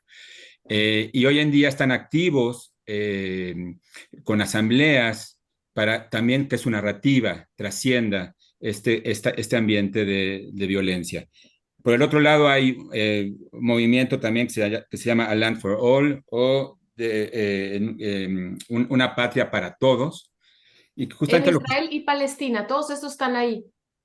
ahorita en Israel. Ahora, en Sí. Israel-Palestina hay Ujú. también, como Combatants for Peace o las familias que han perdido a sus seres queridos en el foro de familias, donde generan estos contactos que, entre otras cosas, la normalización o la antinormalización no permitiría, y que son necesarios, porque hay que construir esos espacios para corresistir a un régimen de apartheid, por ejemplo. ¿No? Es un sistema lo que están corresistiendo. Y Ujú. tiene que ser de ambos, Claro. sí, dentro de la simetría, ¿no? Que reconociendo que hay esa simetría, reconociendo que hay una Nakba de por medio que se tiene que poner sobre la mesa y también crear las condiciones de justicia Ujú. y de reparación. Pero Ujú. eso tiene que ir más allá de hacer la paz o de firmarla. Hay que generarla y eso existe y eso hay que visibilizarlo. Y no solamente dar cuenta de los discursos y narrativas excluyentes como la de Hamas o el gobierno de Netanyahu. ¿Y las diásporas en este sentido han contribuido a estos esfuerzos, a estas iniciativas? ¿De qué manera pueden converger? ¿O estamos hablando de dos mundos que están hablando por separado sin... Hoy en día las ansiedades y los medios han polarizado a las diásporas, me parece. Es muy difícil, Estados es muy Unidos es difícil. impresionante lo que está ocurriendo, sí. Es impresionante. Ahora, desde mi experiencia, sí, hemos estado tratando de estas soledades que podemos ver, como nos llamamos, los dolores de ambos lados, ¿no? Y que podemos salirnos de esa polarización. Al menos en México hemos, digo, no es comercial, pero hemos buscado contactar a palestinos o mexicanos de origen palestino para poder establecer algún tipo de encuentro, ¿no? De poder escucharnos. Y lamentablemente se ha polarizado. O sea, uno se mete a las redes o ve lo que ha pasado en Estados Unidos, en los campus de las universidades, la islamofobia, el antisemitismo, tristemente han invadido la opinión pública. Y Ujú. tenemos que hacer el esfuerzo de salirnos de eso.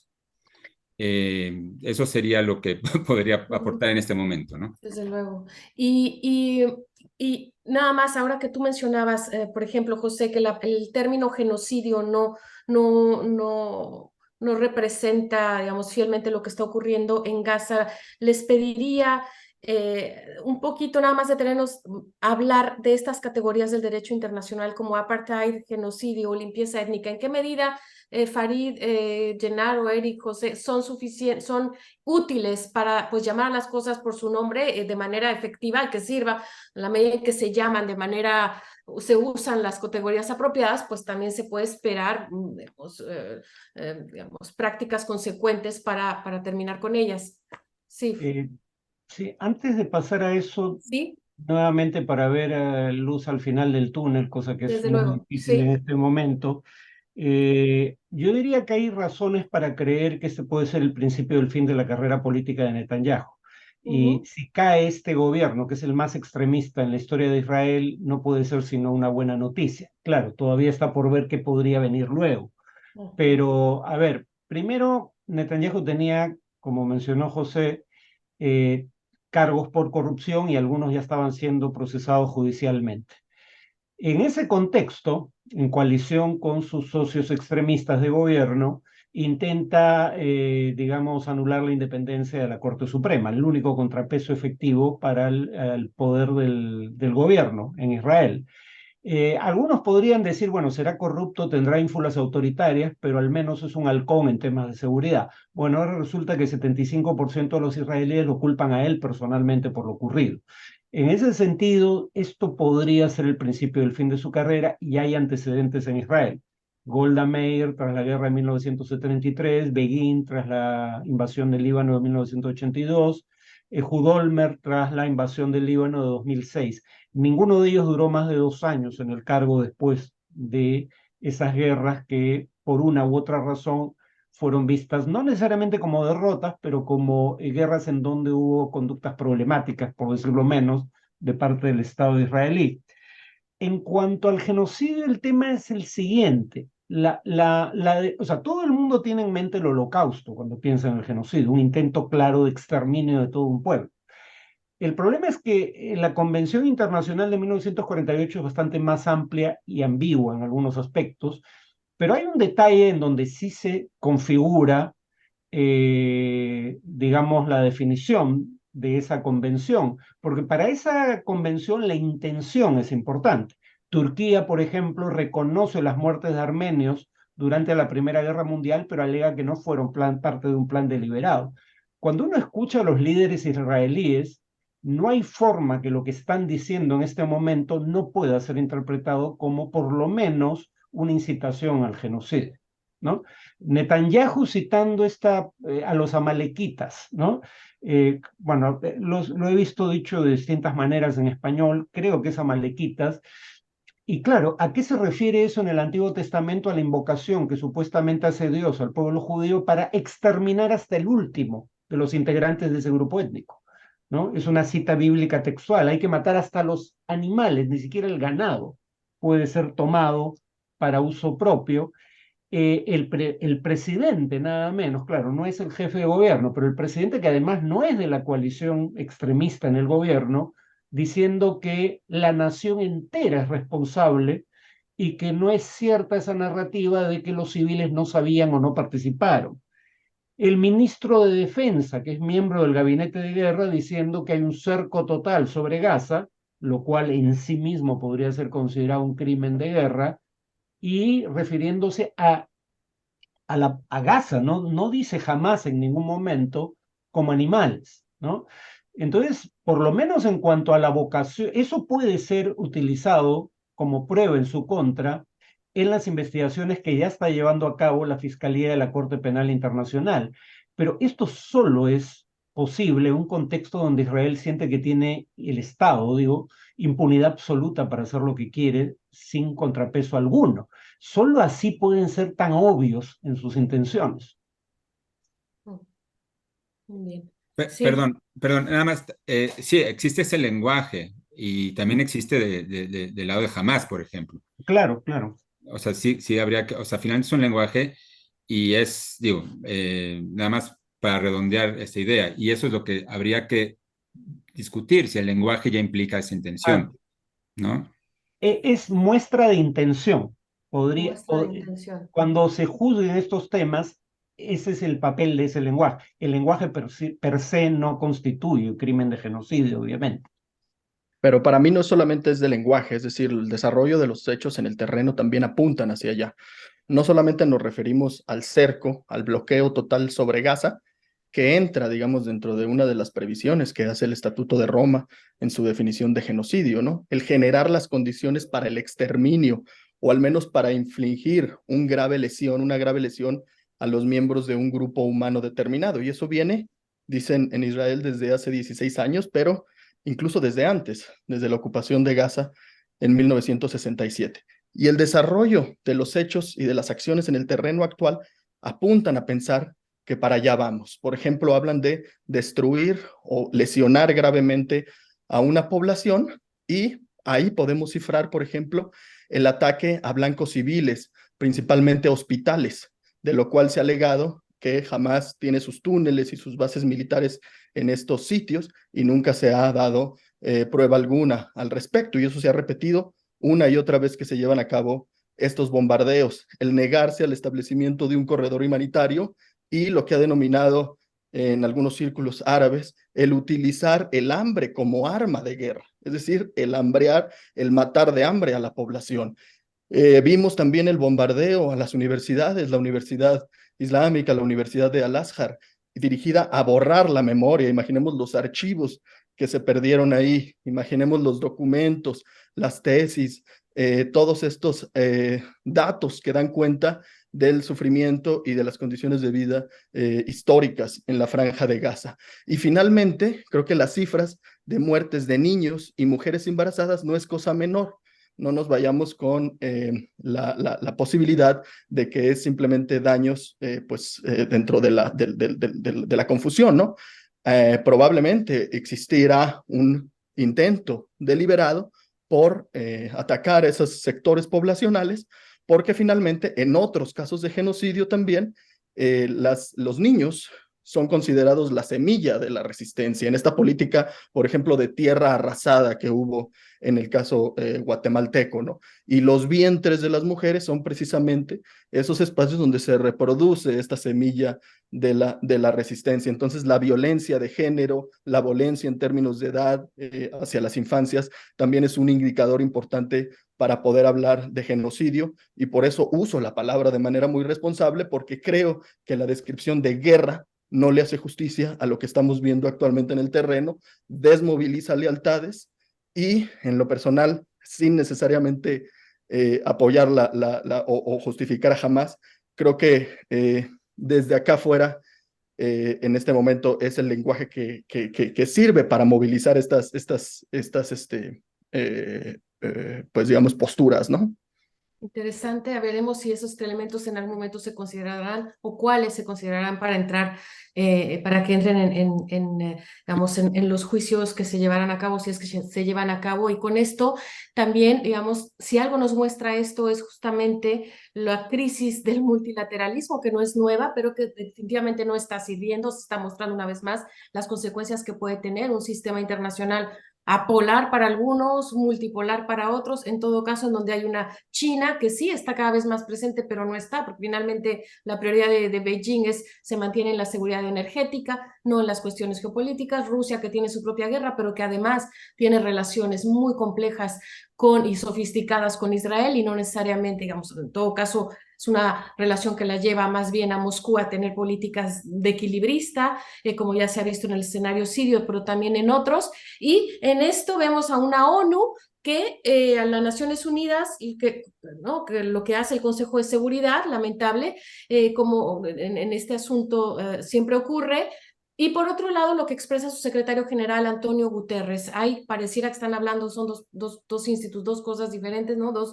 Hay como una especie de abismo, ¿no? Pero hemos visto cómo las políticas o los posicionamientos de la ONU en el tema palestino arroja muchos claroscuros, por decirlo menos, y hay reportes, digamos, que la misma ONU hace, y omisiones que no la dejan muy bien parada en el tema palestino, como sea. ¿Ustedes consideran que cambiará ahora el papel de la ONU con la voz de Guterres después de lo que ha ocurrido? ¿Se esperaría que algo ocurriera a ese nivel? Siempre uno, cuando piensa en instituciones internacionales desde un punto de vista realista, piensa o inevitablemente en traer nuevamente la necesidad de una potencia hegemónica que sin la cual no se pueden explicar o no podría, digamos, también romperse el impasse en el seno de las instituciones internacionales. Este liderazgo, ¿de dónde vendría en el seno de la ONU, o de dónde puede venir este fortalecimiento del multilateralismo? ¿Con un liderazgo en particular? Algunos dicen, a pesar de todo, sigue siendo Estados Unidos, o no. Y con esto vamos cerrando ahora sí. Adelante, había visto ahí por ahí una mano, no recuerdo de quién, si pueden atender a esta pregunta, a esta reflexión. Sí, Farid. No, Gennaro. No, era de José la mano. Yo también veo antes. Ok, adelante José, y luego Gennaro, y Farid y Eric. Sí, están, bueno, rebasadas las instancias internacionales, no de ahora, de hace mucho, ¿no? En la Corte Penal Internacional hay un caso para investigar lo que sucede en Israel-Palestina respecto a crímenes de guerra, tanto cometidos por Hamas como por los gobiernos israelíes, pero está paralizado, ¿no? Entonces, todos estos mecanismos que quisiera llamar de resistencia no violenta, bueno, necesitan activarse. Ahora, si pensamos que hay una justicia internacional que puede dar cuenta de lo que pasa hoy en el terreno en el territorio israelí-palestino, si consideramos que eso es, entonces tenemos que también basarnos en eso. El Estatuto de Roma no define genocidio lo que está pasando ahora.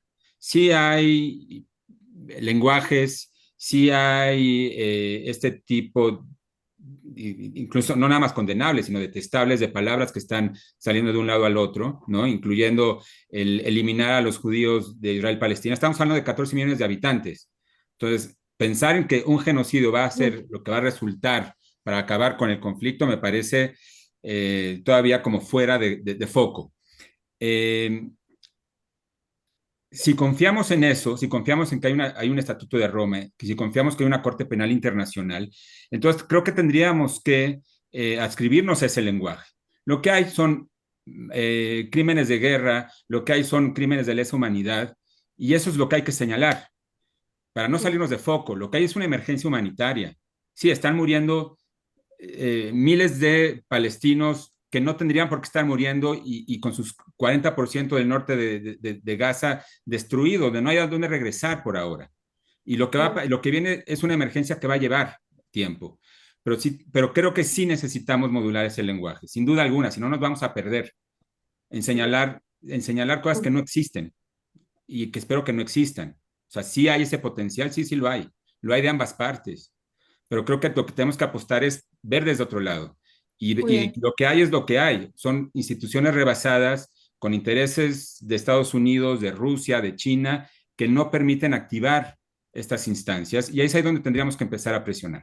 Y Esos me intereses de parece, lo fuera. social, Presión internacional fundamental, presión entonces. internacional e interna, E exigiendo a los interna, liderazgos desde de cada luego, país. desde luego. Gennaro, Yo me gustaría juntar de la pregunta de antes que, bueno, después Eric la puso muy claramente. Yo seguramente no hay duda que eso es limpieza étnica. Bueno, de hecho, los historiadores israelíes ya han aclarado que eso estaba hasta el nacimiento. Es limpieza étnica y también no se habla mucho de lo que está pasando en Cisjordania, que también, bueno, donde los colonos, donde no hay nada, todo está fuera completamente de cualquier derecho internacional de paz y guerra. También lo que está pasando en Gaza. Y también creo que es, ¿cómo se dice? Más que una vergüenza que todavía todos los medios se aclaran a decir, bueno, pero el hospital Ashifa que fue golpeado, donde han muerto unos, allí se esconden los líderes de Hamas. Bueno, eso creo que un nivel de normalización de la violencia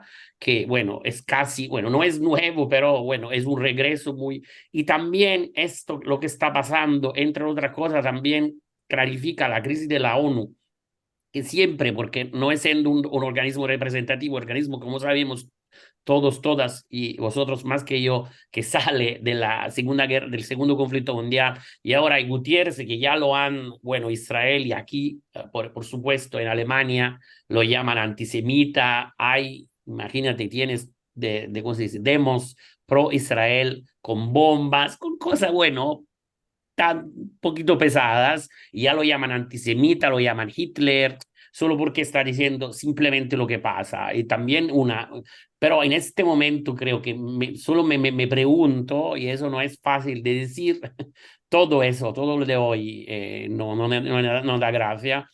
¿Cuántos pueden esperar los Estados Unidos? Porque claramente las otras, no me parece que ni Rusia, que tiene su propia guerra, y de un lado está tomando, bueno, es bueno porque ahora el ojo no está sobre Ucrania, sino está en el Oriente Medio. Y China y lo que sea, y también la Unión Europea ya están súper bloqueados. Por eso, solo eso puede. Pero hoy no sé cuántas víctimas han llegado, 11, y como tú decías antes, toda la franja de Gaza, la parte norteña de la franja de Gaza está completamente destruida. Por eso no es solo dónde van a volver, si van a volver, pero también si se van en sur, es algo que, bueno, también no sé qué comentar más que eso, perdóname. gracias, Farid. Bueno, Luego, Eric. Naciones Unidas fue diseñada para que el mecanismo central, el Consejo de Seguridad específicamente, que es la única entidad que puede tomar decisiones vinculantes y que además puede aplicar sanciones o autorizar el uso de la fuerza, está diseñado para trabarse cuando no hay consenso entre las grandes potencias. Eso es producto de la mala experiencia previa de la Liga de las Naciones. Por eso se crea el mecanismo de 5 miembros permanentes con derecho a veto. En ese sentido, las Naciones Unidas están funcionando de la manera en que fue diseñada, ¿no? Lamentablemente. La Unión Europea también tiene un problema obvio. Por ejemplo, no han podido aprobar el paquete de ayuda a largo plazo a Ucrania porque las decisiones de esa naturaleza, que tienen implicaciones presupuestarias, requieren unanimidad. Bastó el voto en contra de Hungría y eso fue el equivalente a un poder de veto. Entonces, ni las Naciones Unidas, por lo menos no el Consejo de Seguridad, ni la Unión Europea van a tener capacidad de acción. Estados Unidos nunca ha cuestionado seriamente su alineamiento virtualmente incondicional con Israel. Igual sigo pensando que es mejor que esta crisis se dé con Biden que con Trump en el gobierno, que Trump probablemente hubiera dicho amén a cualquier cosa que planteara Netanyahu. Pero no esperaría acciones decisivas de Estados Unidos. Tal vez, y esto es puramente hipotético, tal vez el hecho de que se haya emitido un pronunciamiento relativamente claro sobre el futuro de Gaza por parte del Grupo de los Siete, o sea, las 7 economías capitalistas más grandes, si es que Estados Unidos decide actuar a través de esa entidad, puede ser el inicio de una iniciativa diferente. Pero esto es por ahora algo sobre lo cual nuevamente solo cabe especular. Si no llega a cuajar esa iniciativa, es difícil ver de dónde puede venir la presión a Israel para que el gobierno de Netanyahu, que se juega la vida política en esto, no dé riendas sueltas a sus peores instintos. Eric, gracias. 2 minutos. Bueno, desde hace un poco más de 2 décadas, quizá desde septiembre de 2001, había en el grupo, digamos, de estudiosos de los fenómenos internacionales a nivel mundial una insistencia en el multilateralismo o el declive de la hegemonía estadounidense en el mundo.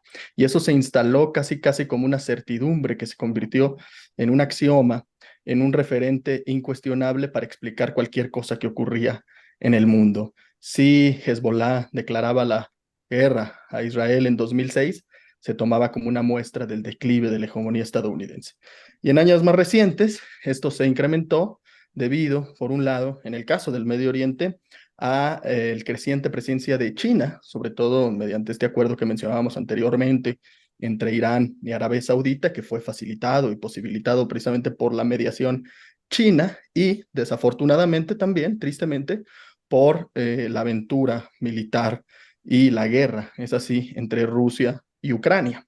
Entonces, todas estas se tomaban como muestras del declive de la hegemonía estadounidense. Yo, en lo personal, estaba un poco cansado de esa conversación porque me parecían simplemente repeticiones de lo mismo que no producían eventos tangibles. Entonces, para mí era, bueno, invítenme a esa conversación cuando efectivamente el liderazgo estadounidense se haya acabado, cuando el unilateralismo estadounidense ya no exista. Por lo pronto, no me interesa esa conversación.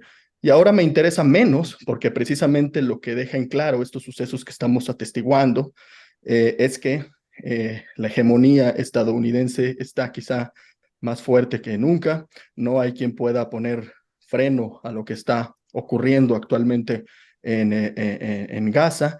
No hay quien pueda oponerse a este intento de genocidio y por lo tanto pues estamos, como mencionaba yo anteriormente, presa de los vaivenes político-electorales en Israel y el éxito del desarrollo de los desarrollos militares en el terreno. Ya vimos por ahí que jamás logró, no sé qué tan ciertos sean esos videos que explotaron unos tanques, entonces tampoco se está pudiendo desplegar la ofensiva militar en el terreno de manera tan sencilla, ¿no? Desafortunadamente, y duele verlo así, pero creo que el contexto global, regional y local no dejan otra perspectiva que enfocarnos en ese desarrollo de esos sucesos militares y pues ver qué va a pasar, ¿no? Y por lo tanto, movilizar de acuerdo a las convicciones políticas que cada uno tengamos.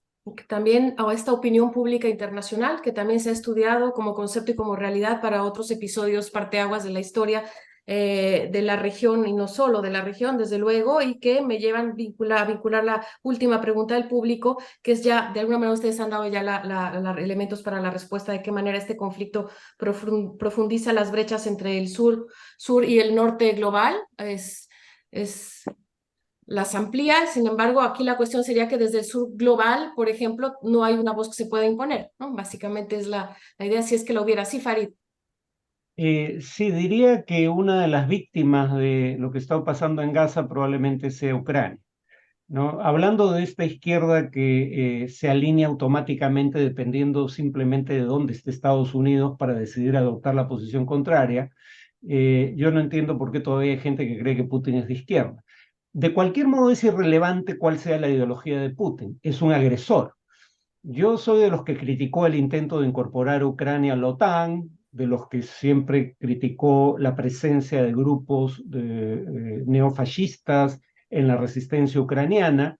Dicho eso, sin embargo, no cabe duda del hecho de que Ucrania ha sido víctima de una agresión que viola las mismas normas de derecho internacional que viola Israel. La inadmisibilidad de la adquisición de territorios por medio de la guerra, el hecho de que Putin esté requisitoriado por la Corte Penal Internacional por trasladar a población del territorio ocupado al territorio de la potencia ocupante. Israel viola el mismo artículo de la Cuarta Convención de Ginebra en el sentido opuesto, trasladar población del territorio de la potencia ocupante al territorio ocupado, pero el doble estándar tan ostensible de las potencias occidentales en torno a Ucrania y Palestina va a tener un costo para las invocaciones de esas potencias en temas como el de Ucrania en el mundo en desarrollo, ¿no? Que además no va a querer pagar el costo de una guerra de largo aliento en Ucrania, el costo que esto pueda tener en materia, por ejemplo, de inflación internacional, ¿no? Sí, una vinculación positiva con Ucrania definitivamente se perdió. Demasiados aristas, aspectos interdependientes de esta cuestión que tendremos que seguir analizando. Queda claro por lo pronto que la naturaleza multidimensional de la guerra exige de esta guerra en Gaza una estrategia más compleja, un horizonte real para un proceso de paz integral y seguir de cerca todos estos actores estatales, no estatales, regionales, transnacionales e internacionales. Así es que desde el Núcleo de Asuntos Globales del Consejo Mexicano de Asuntos Internacionales, personalmente les agradecemos muchísimo este tiempo, su valioso compromiso, aportación a este diálogo tan franco, tan informado, con el que esperamos continuar. Muchísimas gracias a ustedes, Gennaro, José, Eric, Farid, a todos los asistentes y a todo el equipo técnico de Comexi. Muchísimas gracias y hasta pronto.